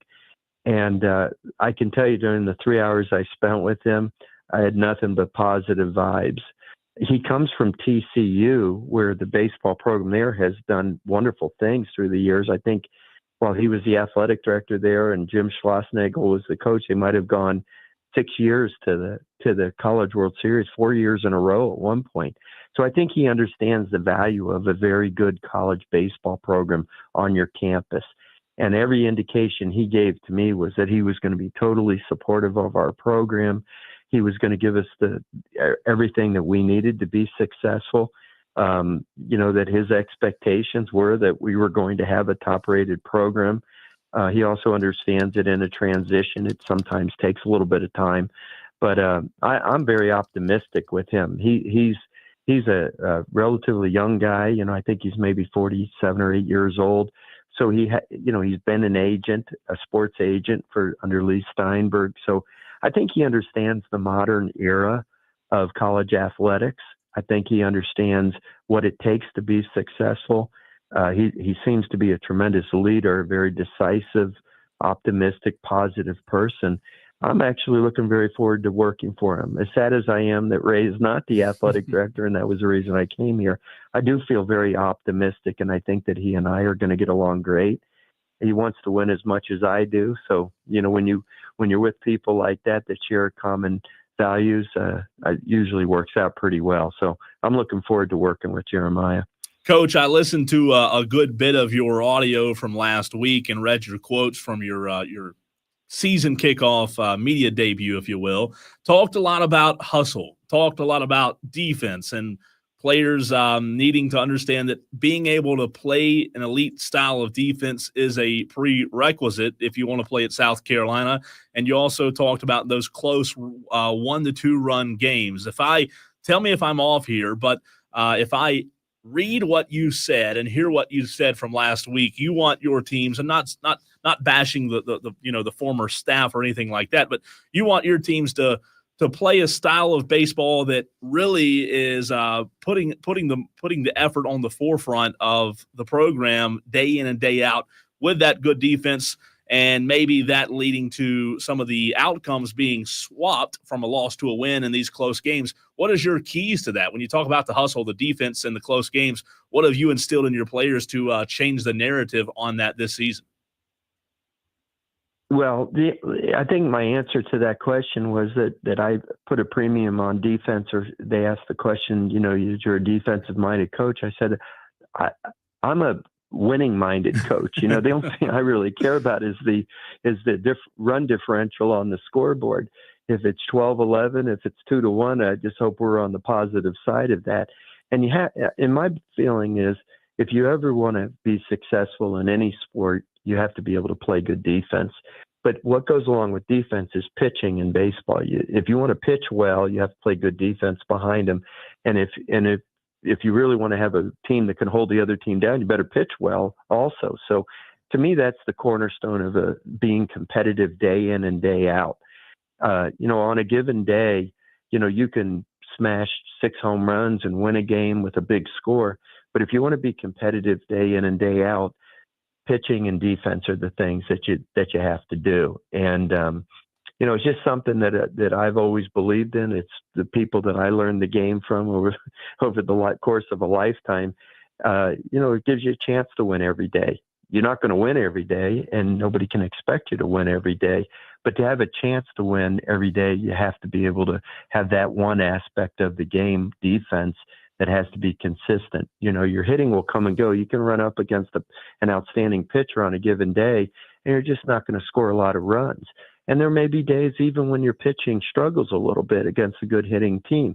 But if you can steal some runs away by making good plays on defense, or at least making the other team earn what they get, then I think it enhances your chances to be successful. So I think you can tell by my comments that I just believe in the fundamentals of the game. The team that pitches the best, catches the ball the best, that hits in the clutch, runs the bases the best, has the best chance to win that day. And hopefully our team will be well-versed in the fundamentals of the game. I think the game's more fun to play when you just do the basic fundamentals consistently well. We had scrimmages this weekend. One day our pitchers didn't throw many strikes, and it was a bad game. It was a dull game. The next day the pitchers pumped a lot of strikes. The game moved at a crisp pace. It was a fun game to watch. It was a fun game to play in, and so forth. So it all begins with the guy in the middle of the diamond on the little bump out there, and then you got to play good behind him.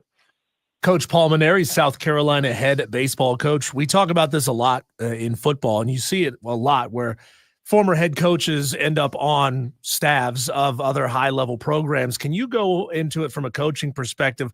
What kind of value does having former high-level head coaches on your staff bring to you, and then balancing that with up-and-coming coaches with interesting new philosophies, new takes, new ways of approaching things? How do you like to kind of work out a balance of guys who have been around the block a few times and guys who are up and coming? Well, the way I put my staff together, of course, everybody knows Monty Lee and his background here in South Carolina at the University of South Carolina as the head coach of Clemson, as the head coach of College of Charleston. And Monty held everything together while Ray was taking his time to make the decision. And when he made the head coaching decision that he wanted me to come here, Monty certainly was disappointed because he would have liked to have been the head coach. So Monty and I needed to talk about everything and see if it was something that could work. Listen, when I talked to Monty the day that I took the job here, it was apparent to me that he and I are going to get along great, that our philosophies about things are well aligned. He actually would be, even though he's got experience as a head coach, I would classify him as a guy that's on top of the modern aspect of the game. He likes to use all the technology, and we have all the technology for him in working with hitters, and he values the data and so forth. So he's kind of that nice hybrid of a guy that's got veteran head coaching experience, but at the same time, he doesn't have his head in the sand when it comes to all the technology and all the other things that are of value to you. So he operates on that kind of platform. And then when you take Terry Rooney, it's kind of the same exact thing. And when we hired Terry, I didn't know if Monty was going to stay on the staff. And Terry is such a hardworking recruiter that from that standpoint, I knew that he could put a team together if he needed to. We obviously didn't need to because we held on to Petrie and Talmadge LaCroix and all the other guys that were part of the program last year. And like I said, I owe a lot of that to Monty being here. But Terry is such a emphatic and enthusiastic recruiter. I felt that we needed that. But also Terry is an outstanding pitching coach, and I have firsthand experience of watching him operate as a pitching coach when we were at Notre Dame together and at LSU together. And Terry is probably 50 years old, but again, he's been a head coach at University of Central Florida, where he did a really good job. He resigned at Central Florida, not because they pushed him out, but because he just wanted to be an assistant coach again and recruit and work with a small group of players, meaning a pitching staff. And he utilizes all the technology and all the apparatus that they're available to him as well. So even though those two guys have a lot of head coaching experience, I feel that they're very young at heart as well. And then, John Hendry is a young coach that worked at Virginia for 3 years. He learned an awful lot from Brian O'Connor.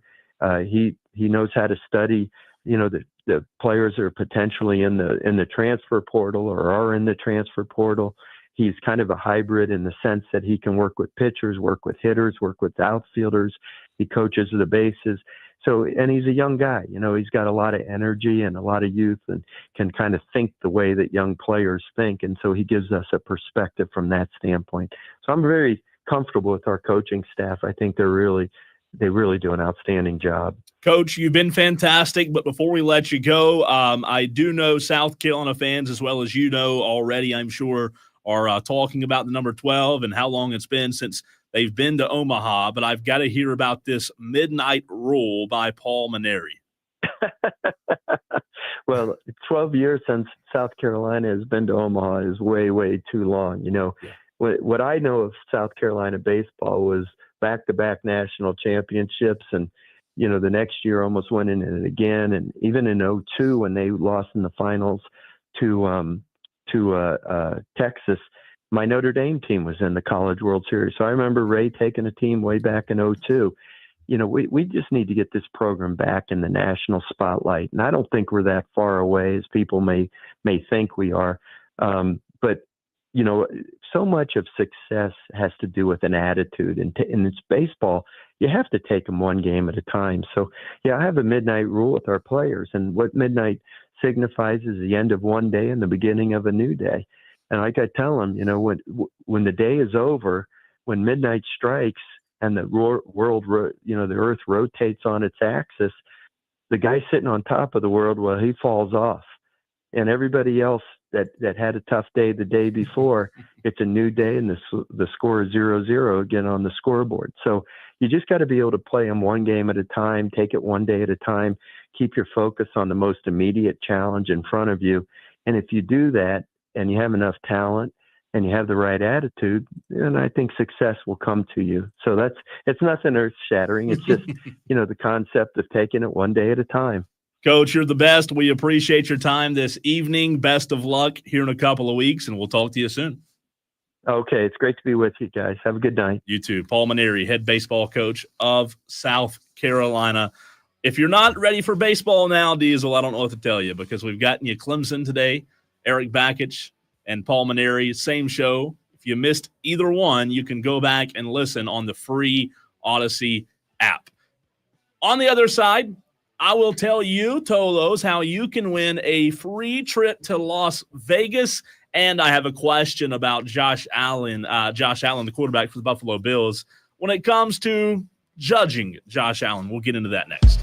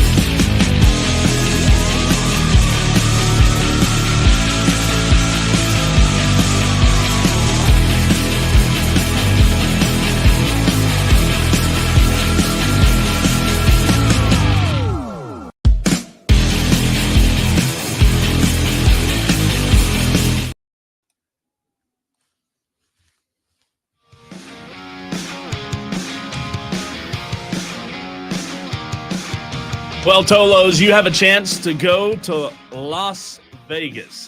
Viva Las Vegas. How would that sound? You can do so. Odyssey, a nationwide contest happening right now. Slam dunk in Vegas with the Fan Upstate. Well, you say, Cole, how do I enter for a chance to win? It's very simple. You download the free Odyssey app, AUDACY, log in, and listen to the Fan Upstate for at least 1 hour a day.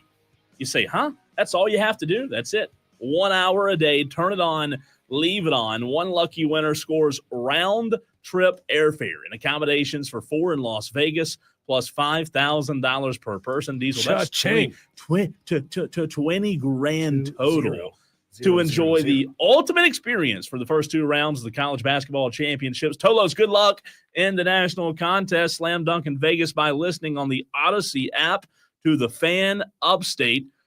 Diesel, I have a question.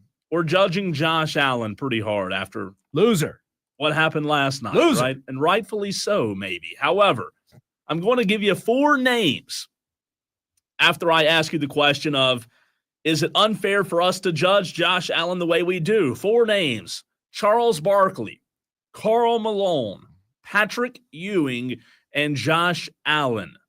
Why do I put those 4 names in the same conversation? Well, those are 4 all-time greats that will probably all be in the Hall of Fame that played in which era, Diesel?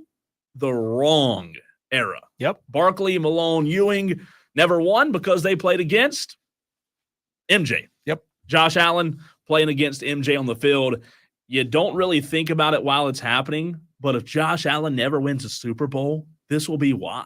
He's in the wrong era.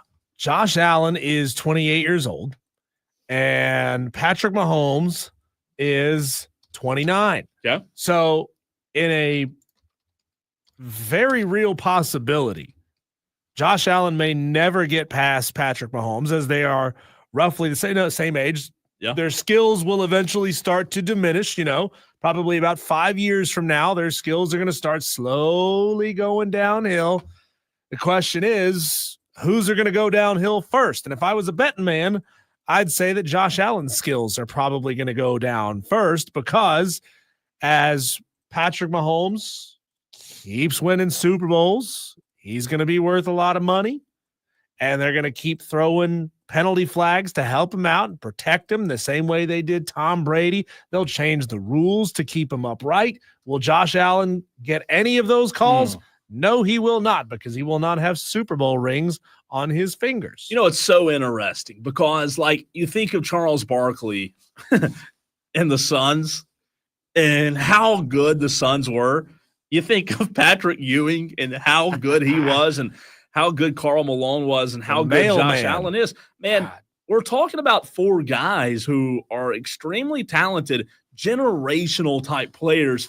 But when we talk about those names and them not winning championships, Diesel, it shouldn't diminish them as much as it should prop up Michael Jordan, as much as it should prop up Patrick Mahomes. The fact that they didn't win a championship and haven't won, and Josh Allen, says more about how good the guy they're facing is than it does about them as a player, because those are 4 pretty good football players. Because basketball players. You can't legally talk about Michael Jordan without talking about LeBron James as well.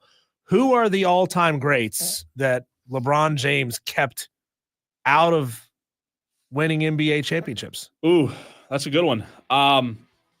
You would probably think Steph won a bunch. Steph won a bunch. Same era.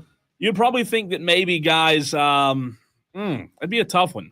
Derrick Rose, maybe in the East. But he got hurt a lot, so had a lot of injury concerns. Yeah, it's a good one. I have to put a little thinking on that. Maybe that's the real judgment of the LeBron Michael conversation. Michael kept other greats from winning titles. LeBron didn't do that. Well, I think it also goes to show that Steph Curry and the Golden State Warriors, just how great they were, because how many titles did they keep LeBron from winning? And you talk about greatness, man, LeBron probably has 2 or 3 more right now if it's not for Golden State. So it's really interesting. But you know what? Maybe Josh Allen one day will get over the hump. We are bringing you the absolute best college baseball coverage today.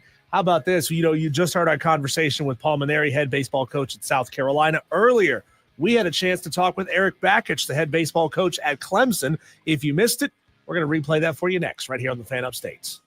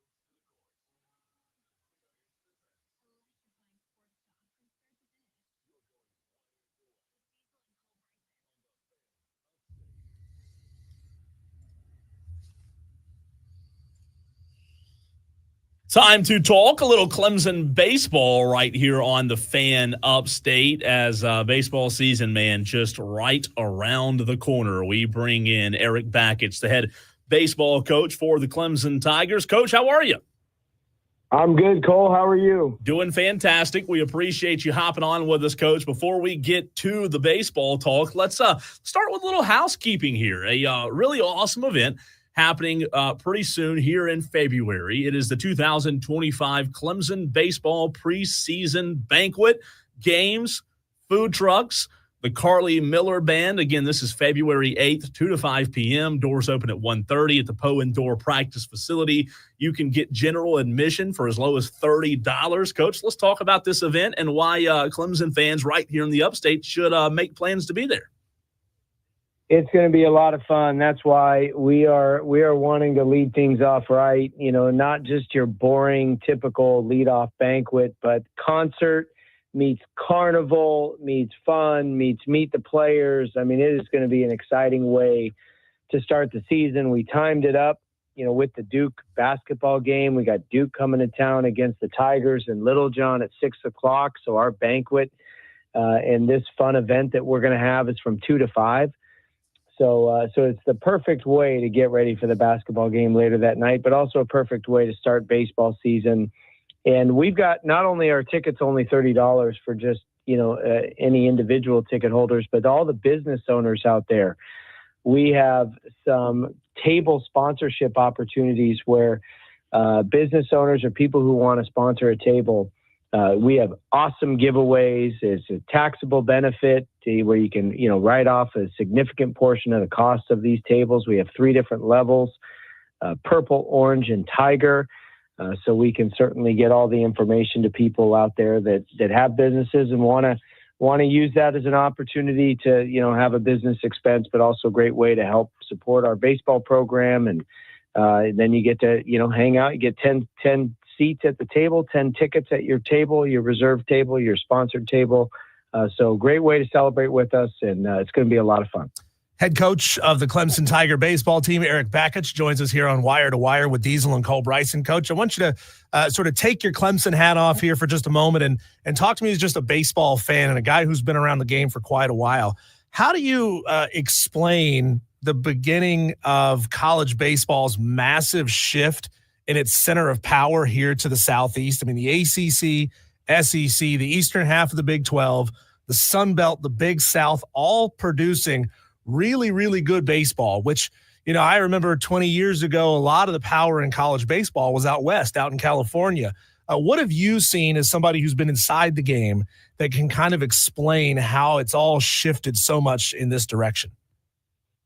Well, I can give you a pretty unique perspective on that because I grew up in California. I'm from California, you know, and played at East Carolina after junior college. And really in the last 20 years, you know, baseball has always been a summer sport, a warm weather sport. It's conducive for obviously outside play. So having coached at Michigan for 10 years and you know, it not being in you know, a warm climate during the early spring didn't stop us, but it's just, you know, it stops a lot of people who don't have resources and facilities, indoor facilities, turf fields, things like that. But you know, it's conducive for the baseball players that can play all the time. But the power shifted, to your point. You know, California, the state of California has shifted in the last 20 years a lot. And it's just, you know, the college baseball programs outside of California, specifically in the ACC and the SEC, have just invested a lot more money into their facilities, into their stadiums, into attendance.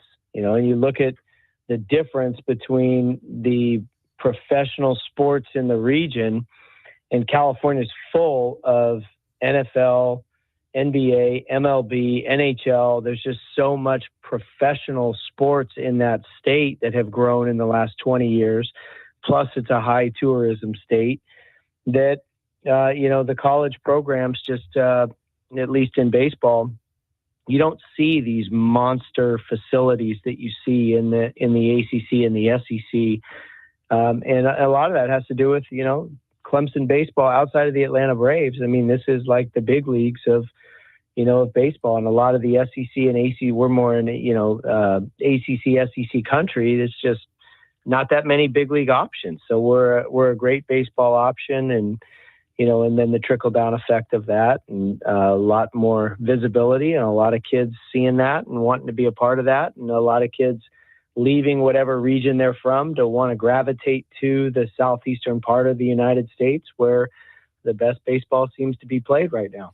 Talking Clemson baseball with head coach Erik Bakich. Coach, a season ago, your team won the regular season conference title. First time since 2018. You advanced to the Super Regionals.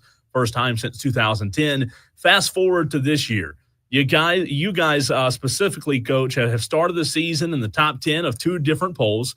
How do you go from trying to prove yourself in year 1 and year 2 versus having expectations now, being a team that's looked at as a top 10 team? How do you manage those high expectations that you now have compared to just a couple of years ago when you were trying to prove yourself? Well, I mean, we weren't trying to prove we considered ourselves a top 10 team 2 years ago, even when we were 2-8 in conference play and 17-14 overall. I mean, the belief system's always been there. I mean, this is Clemson. And so, now it's just the preseason rankings are great. We want to be the number 1 ranked team at getting better so that we can earn the opportunity to be the number 1 ranked team when the season ends. And that's something Clemson baseball has never done. So, we're at the point now in our program where I totally respect and understand your question. And, we are all good and fully expect to be judged whether this season was a success or not based on how far we play in the month of June. And that's all good with us. That's all good with our coaches, our staff, our players, everyone.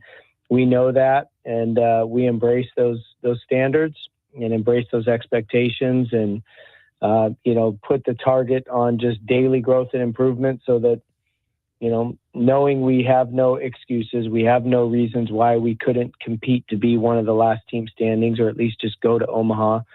We want to earn it every day so that we can get that opportunity to get hot when it means the most. Coach, the news broke a few days ago that you were instrumental in getting the facilities changes happening over at the baseball stadium, beer garden coming in. There's going to be a change in location of the bullpen for visitors.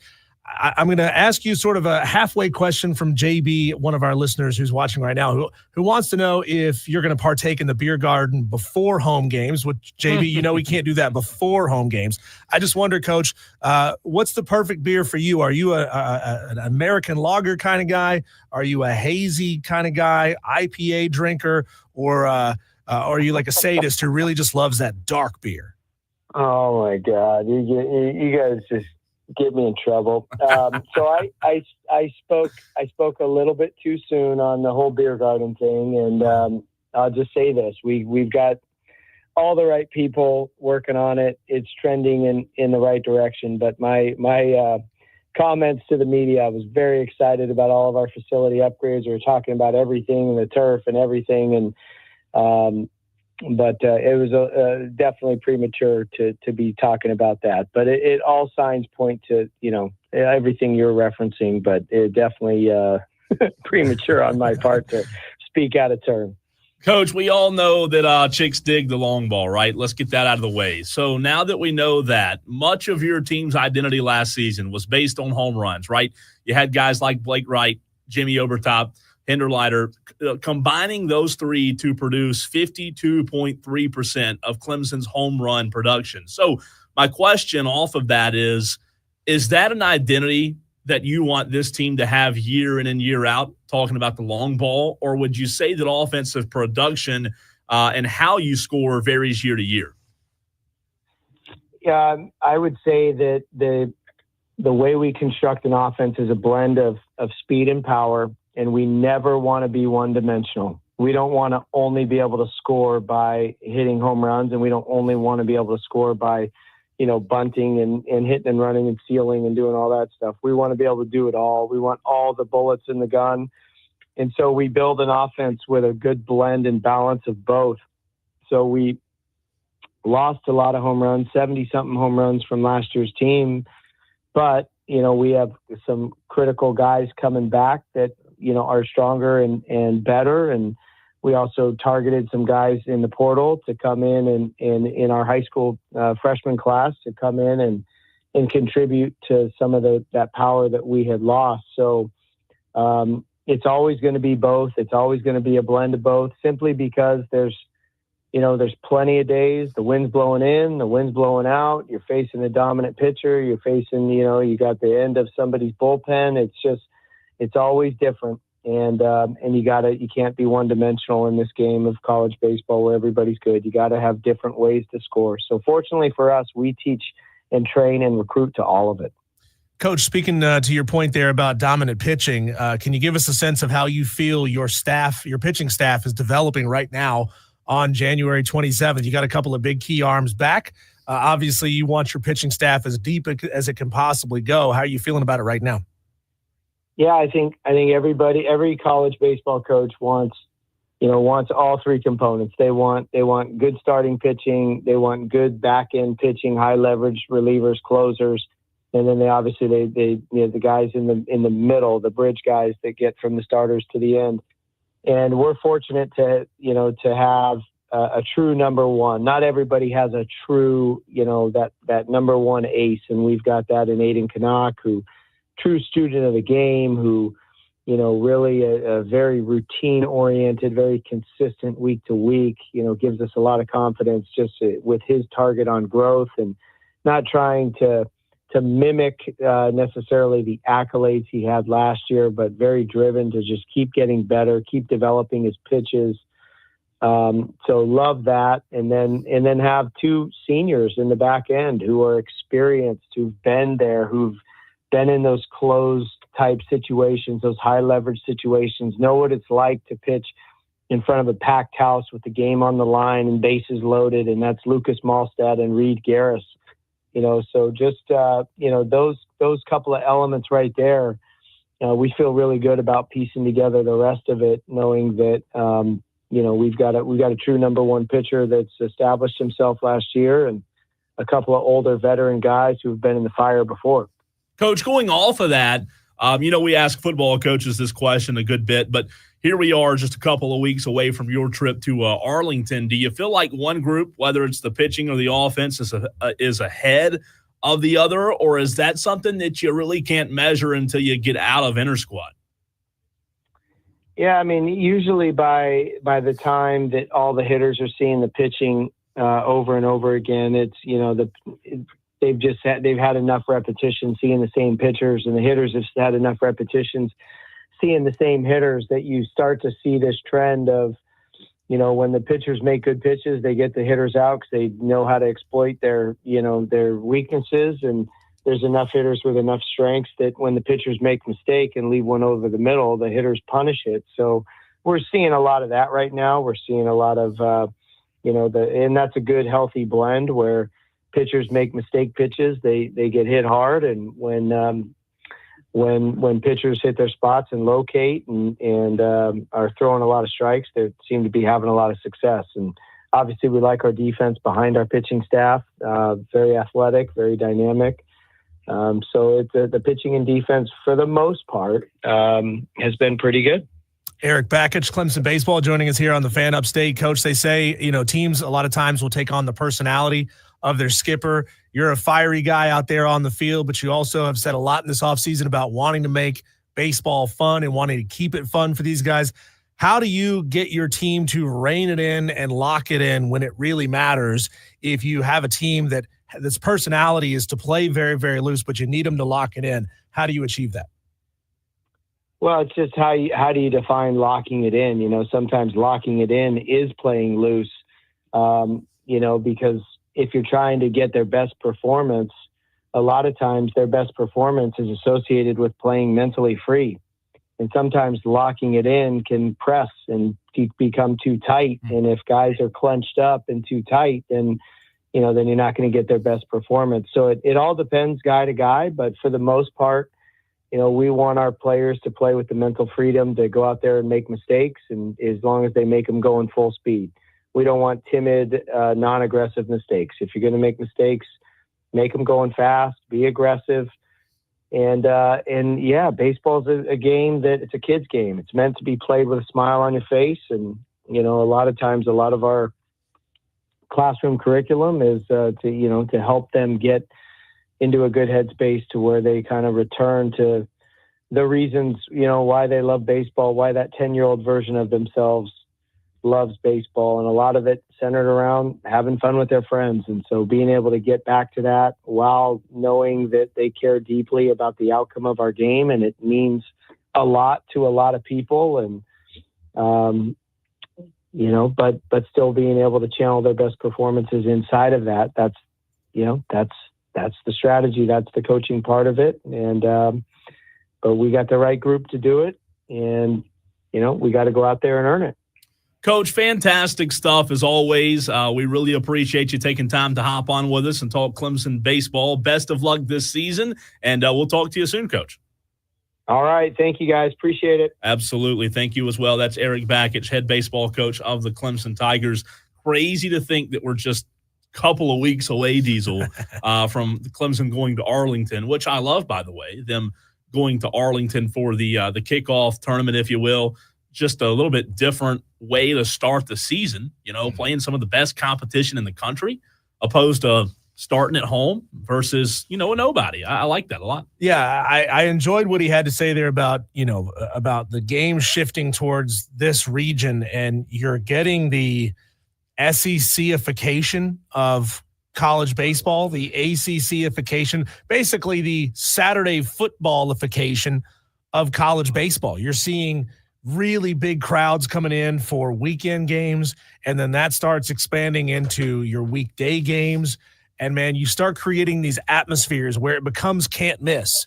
And it's, number one, you're going to see elite-level baseball. People aren't going to show up and bring out the grills and put a whole pig out there on the grill in right center field for a 500 baseball club, right? You have to have good baseball. But if you have great baseball and you can create those atmospheres that people – will drive an hour, 2 hours to come to every single week, then that's how you create these sustainable atmospheres. I mean, it's great. I love seeing the smoke coming off of a barbecue pit smoker in the outfield in the middle of a game. To me, it's like going to a NASCAR race and camping out in the infield 30 years ago. Yeah, some of the best baseball that I've seen environments and my entire life were last year at Clemson. And the Clemson's postseason run last year against Coastal Carolina and against Florida, some of those games, man, were unlike anything I have ever witnessed in person. And a little premature, says Coach on the beer garden, but he did say things are trending the right way. But I guess he spilled the beans a little too early there. Technically, Cole, if there's a flower nearby and you crack a beer, anywhere's a beer garden. Yeah, so maybe I wonder if after he said that to the media last week, he just, somebody said, "Hey, a little too early on that, Coach. A little too early. That hadn't been."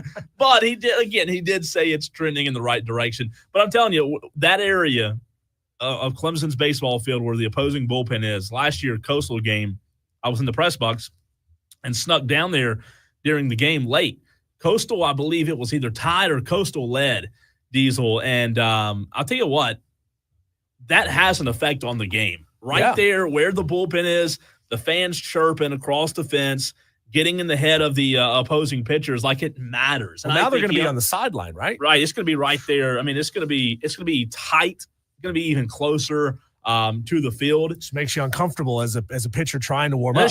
It should. But again, I'll say this: Clemson is set to have a really good season. My synopsis on them entering the year is, I've said this multiple times, I think they have to go in 2025 from being the chaser to being the chased. I think it was a historic year last year in terms of comeback victories for Erik Bakich's team.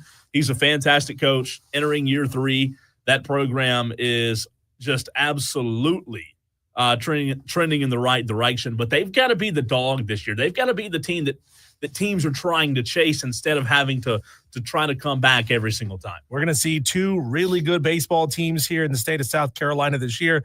Obviously, we don't know exactly what year number 1 under Paul Maneri is going to look like for South Carolina, but certainly a lot of hope and expectation that Clemson baseball is going to be very good this year. I think South Carolina is going to surprise some people and be a better team than a lot of people expect them to be. We'll just have to wait and see what happens with Coastal Carolina. After Gary Gilmore retired, Kevin Schnall taking over as the head coach there in Conway. We'll see if we can have 3 elite-level college baseball teams because, Cole, there's some really good baseball being played in the Sun Belt. Louisiana, always very good. Southern Miss, always very good. Coastal Carolina historically has been real good as well. We'll just have to see. A little note, D2 baseball starts early every year. They start next weekend. It might be this coming weekend. I'll have to double check. But North Greenville, obviously, always always an elite program. Those guys are literally starting within the next week or two. It might be this weekend. I'll have to check on that. But cannot wait. When we come back, Brian Pettit brought this up. Brian Pettit.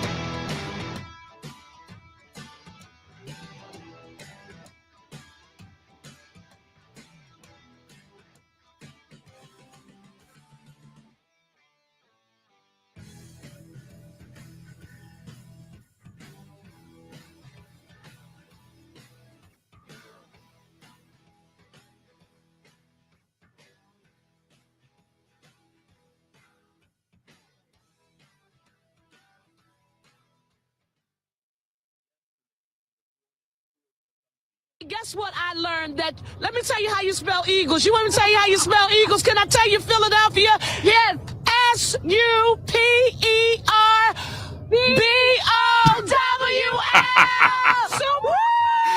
The fact that she had to think about bowl. Do you hear that hesitation? Yeah. SUPERBOWL. How do you spell Eagles? IMDRUNK. Woo! Bowl. Is that B or bowl? BOLE? Bowl. There's your Philadelphia mayor. E. She said the first time was EGLSES. This is why you don't vote straight party ticket, people.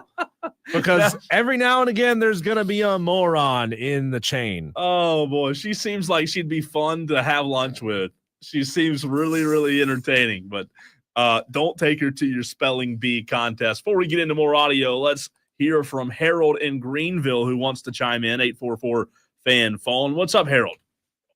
Well, first of all, tell Leprechaun Matt I love him too, because I always enjoyed his call. We will do it. We'll do it. Listen, what you're talking about the first of the show, I've been listening to you all day here now, talking about this, about the referees. Go back, I'm going to say 4 years ago. Do you remember when the Rams and the Saints played for the NFC? Yes, and I know exactly what play you're talking about, what down it was. Yes. That's the most blatant interference. Pass interference. The guy knocked him. Listen, from that day on, I did tune into the Super Bowl, hoping, and the Patriots did beat the Rams, right? You're correct, and that was the NFC Championship game. It was right at the goal line. Right at the goal line. If they'd called that call, New Orleans, we've been playing in the Super Bowl. And from that point on, I gave it up. The Rams beat the Bengals in the Super Bowl that year, Harold. Oh, okay. Yep. Okay. But it should have been the Saints. That's right. The Super Bowl. Harold, Right. can you think of another player in the history in your time watching the NFL that you think that got all the calls the way that Patrick Mahomes and the Chiefs do? No, that's what I'm talking about. Listen, you think these – listen, I've been preaching this for years. If you don't think these officials aren't on the take, listen, it's money, and doing from they only get the best teams who's going to draw the most viewers in. But that play right there turned me off on the NFL, and I never listen. This is the first year I've watched them. This is the first year I've watched them since I played from the 2018. Yeah, I mean, the guy knocked. Listen, I ain't gonna get into that. But no, you're right. Should have been. You're right. 100% there. And I mean, getting back with y'all on this sports thing here, getting involved with you. That's what brought me back, and I've been watching it, and I've watched the games on the weekend. Mm-hmm. But that's the first time since that. You say, listen, I can live without the NFL, but I got kind of interested in it because of y'all, on this station. And so far, I've only missed one game, and that was the Washington and Detroit game, and I've hit the others. Now, I'm pending toward the Eagles right now to beat the Kansas City Chiefs. I mean, that's right now. I'll let you know next week, for sure. But I'm like y'all. Listen, it's like the Yankees. You love them or hate them, but people's going to tune in because the Yankees are playing in the World Series, Yep. And I think it's come down with the Chiefs. But thanks for the call, Harold. Always appreciate it. Listen. Don't think there's not partiality shown in officiating. Sure. Because, this past game, yesterday showed me they are, So, I've been preaching it for years, and everybody laughed at me.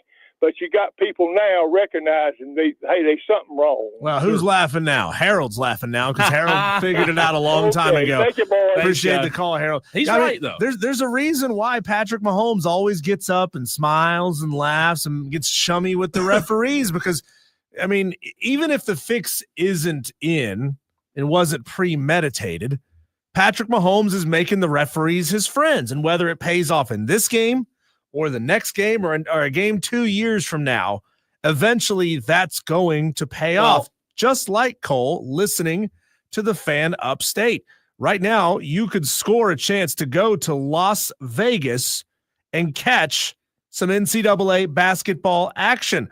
One lucky winner is going to score round-trip airfare and accommodations for 4 in Las Vegas, plus $5,000 a person. That's $20,000 for those of you not great at math, to enjoy the ultimate experience for the first 2 rounds of the college basketball championships. This is a national contest. To enter, all you have to do is download the free Odyssey app, create an account. You can use your Facebook, you can use your Google account, a lot of different ways that you can just slide right in there and get signed up and listen for an hour a day. Once you listen for that hour a day, you are entered into the contest and you could win this awesome, awesome contest. And to Harold's point, I'll say this before we go back to the audio from the championship weekend. That was Tommy Lee Lewis was probably the worst no call I've ever seen in my entire life.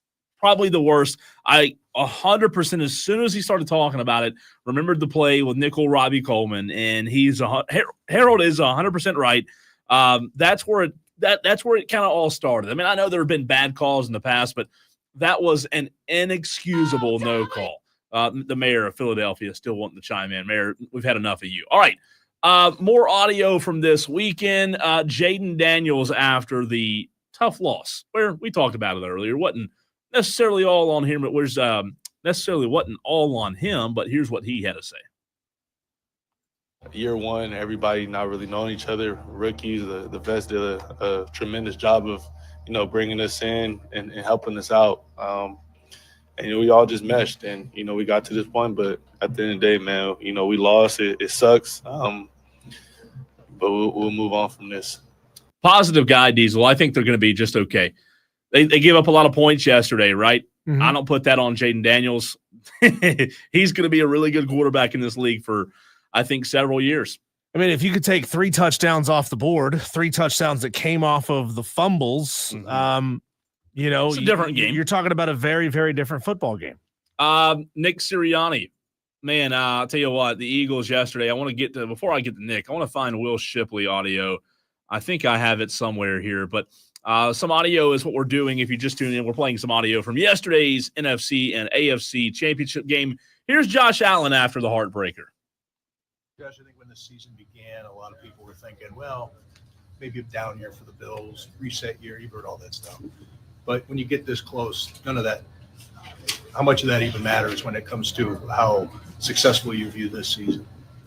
Yeah, you can either get it done or you can't, and we didn't get it done. That was his whole answer. That was the entire answer. You can either get it done or you can't, and we didn't get it done.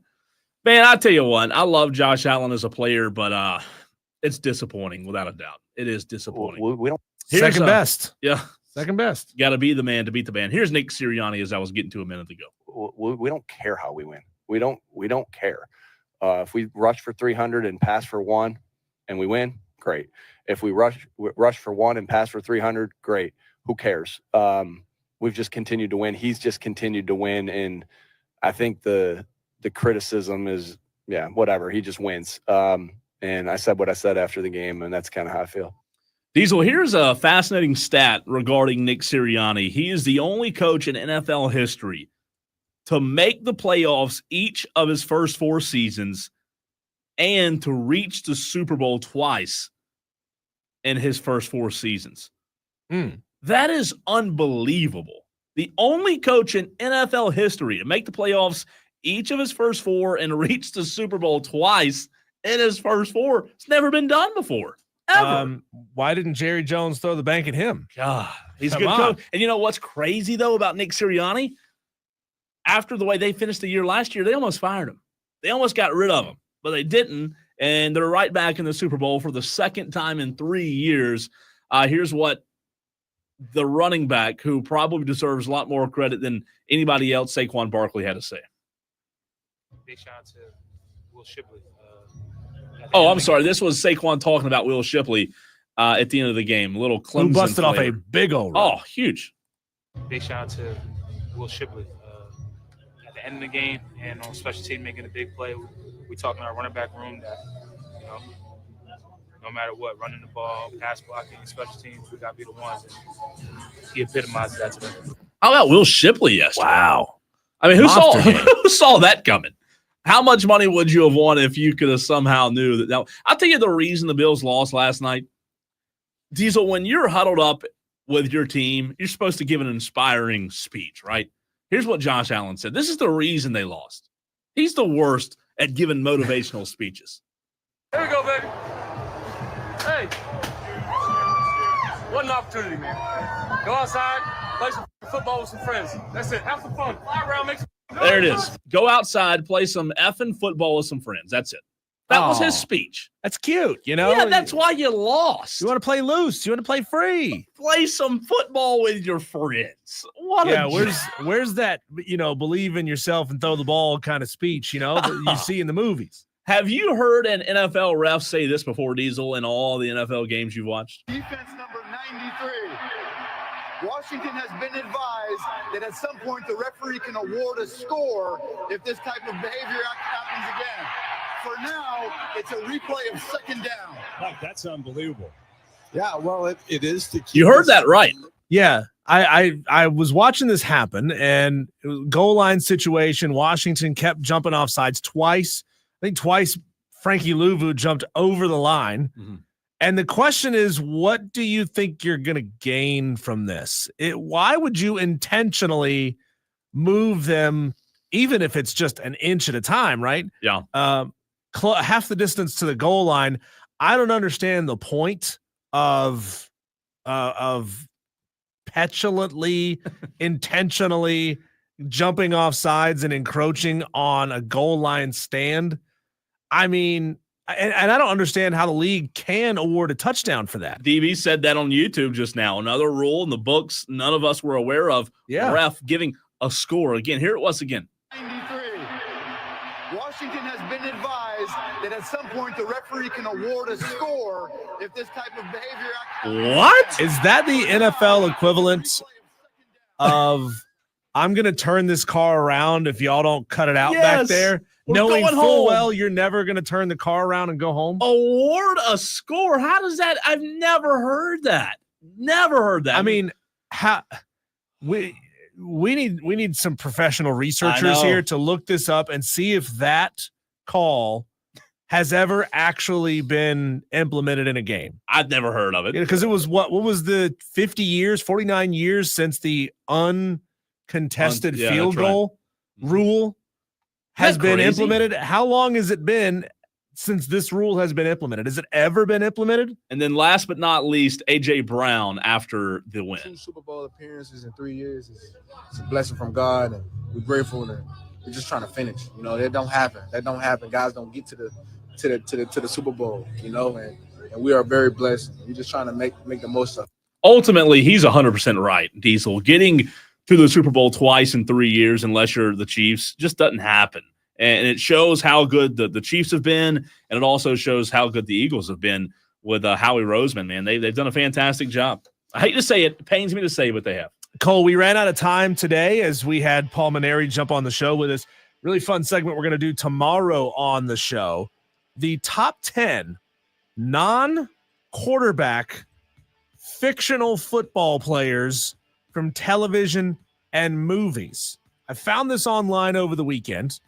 Their list doesn't make any damn sense whatsoever. I want the Tolos to put together their best non-quarterback fictional football player list. That's going to be coming up on the show tomorrow. When we come back, Cole, let's ask the question, what should the NBA do about Jimmy frickin' Butler? That conversation coming up next on the Fan Upstate.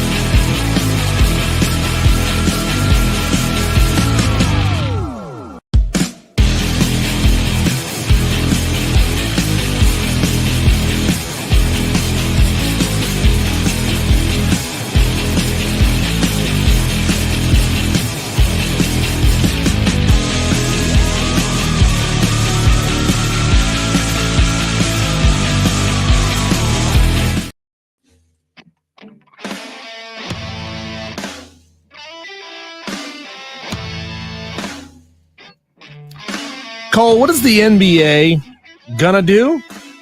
What should they do about Jimmy Butler's behavior in Miami? Jimmy Butler very famously and very publicly wants out of his contract with the Miami Heat. He's been acting like a child, refusing to play, missing team flights. He's actually missed 9 of the past 12 Heat games due to suspension. And his latest outburst, he was told that he's going to be coming off the bench in their next game.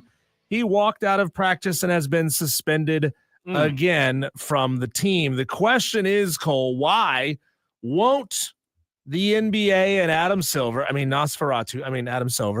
do anything about the petulant superstar that is driving more and more fans away from the game? Is he driving fans away? He's driving me away. You're not a fan. Well, I'm not going to be a fan. Jimmy, I don't know that he is. I mean, I think it's just diva superstar. I think he's just.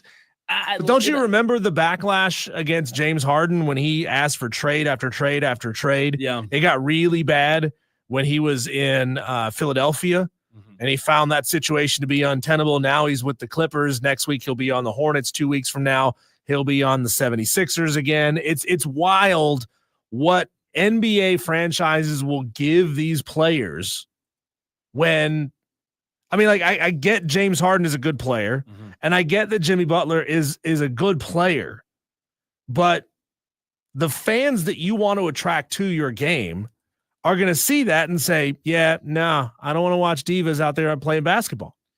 Again, I don't think it really hurts the NBA fandom. I think the NBA fans are used to it.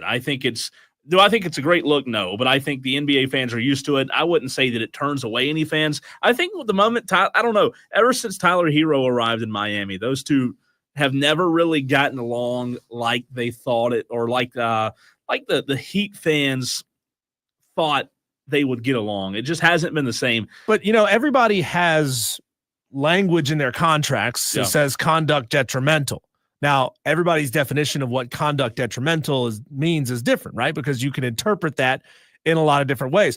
I would 1,000% say that Jimmy Butler missing games, missing flights, being a jerk, throwing tantrums is conduct detrimental, not only to his team, but to the league. Yeah, it probably is. And look, should Adam Silver do something about it? Yeah, he should. Will he? No, absolutely not. Adam Silver has always been pro player. Adam Silver is going to be pro player until Adam Silver is no longer the commissioner. I mean, Adam Silver's done a lot of good for the NBA, but he is so pro player. Like what?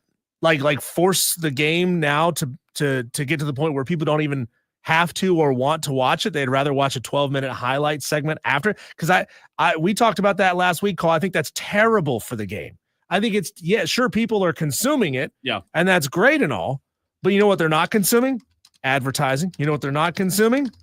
All of the different products that they're trying to pitch to you during the games. They're not watching an hour and a half worth of NBA basketball. They're seeing a pared down, shortened version of the game.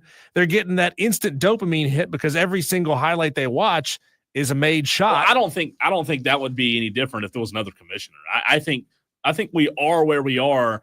I don't think Adam Silver's perfect, but I think we are where we are with the NBA.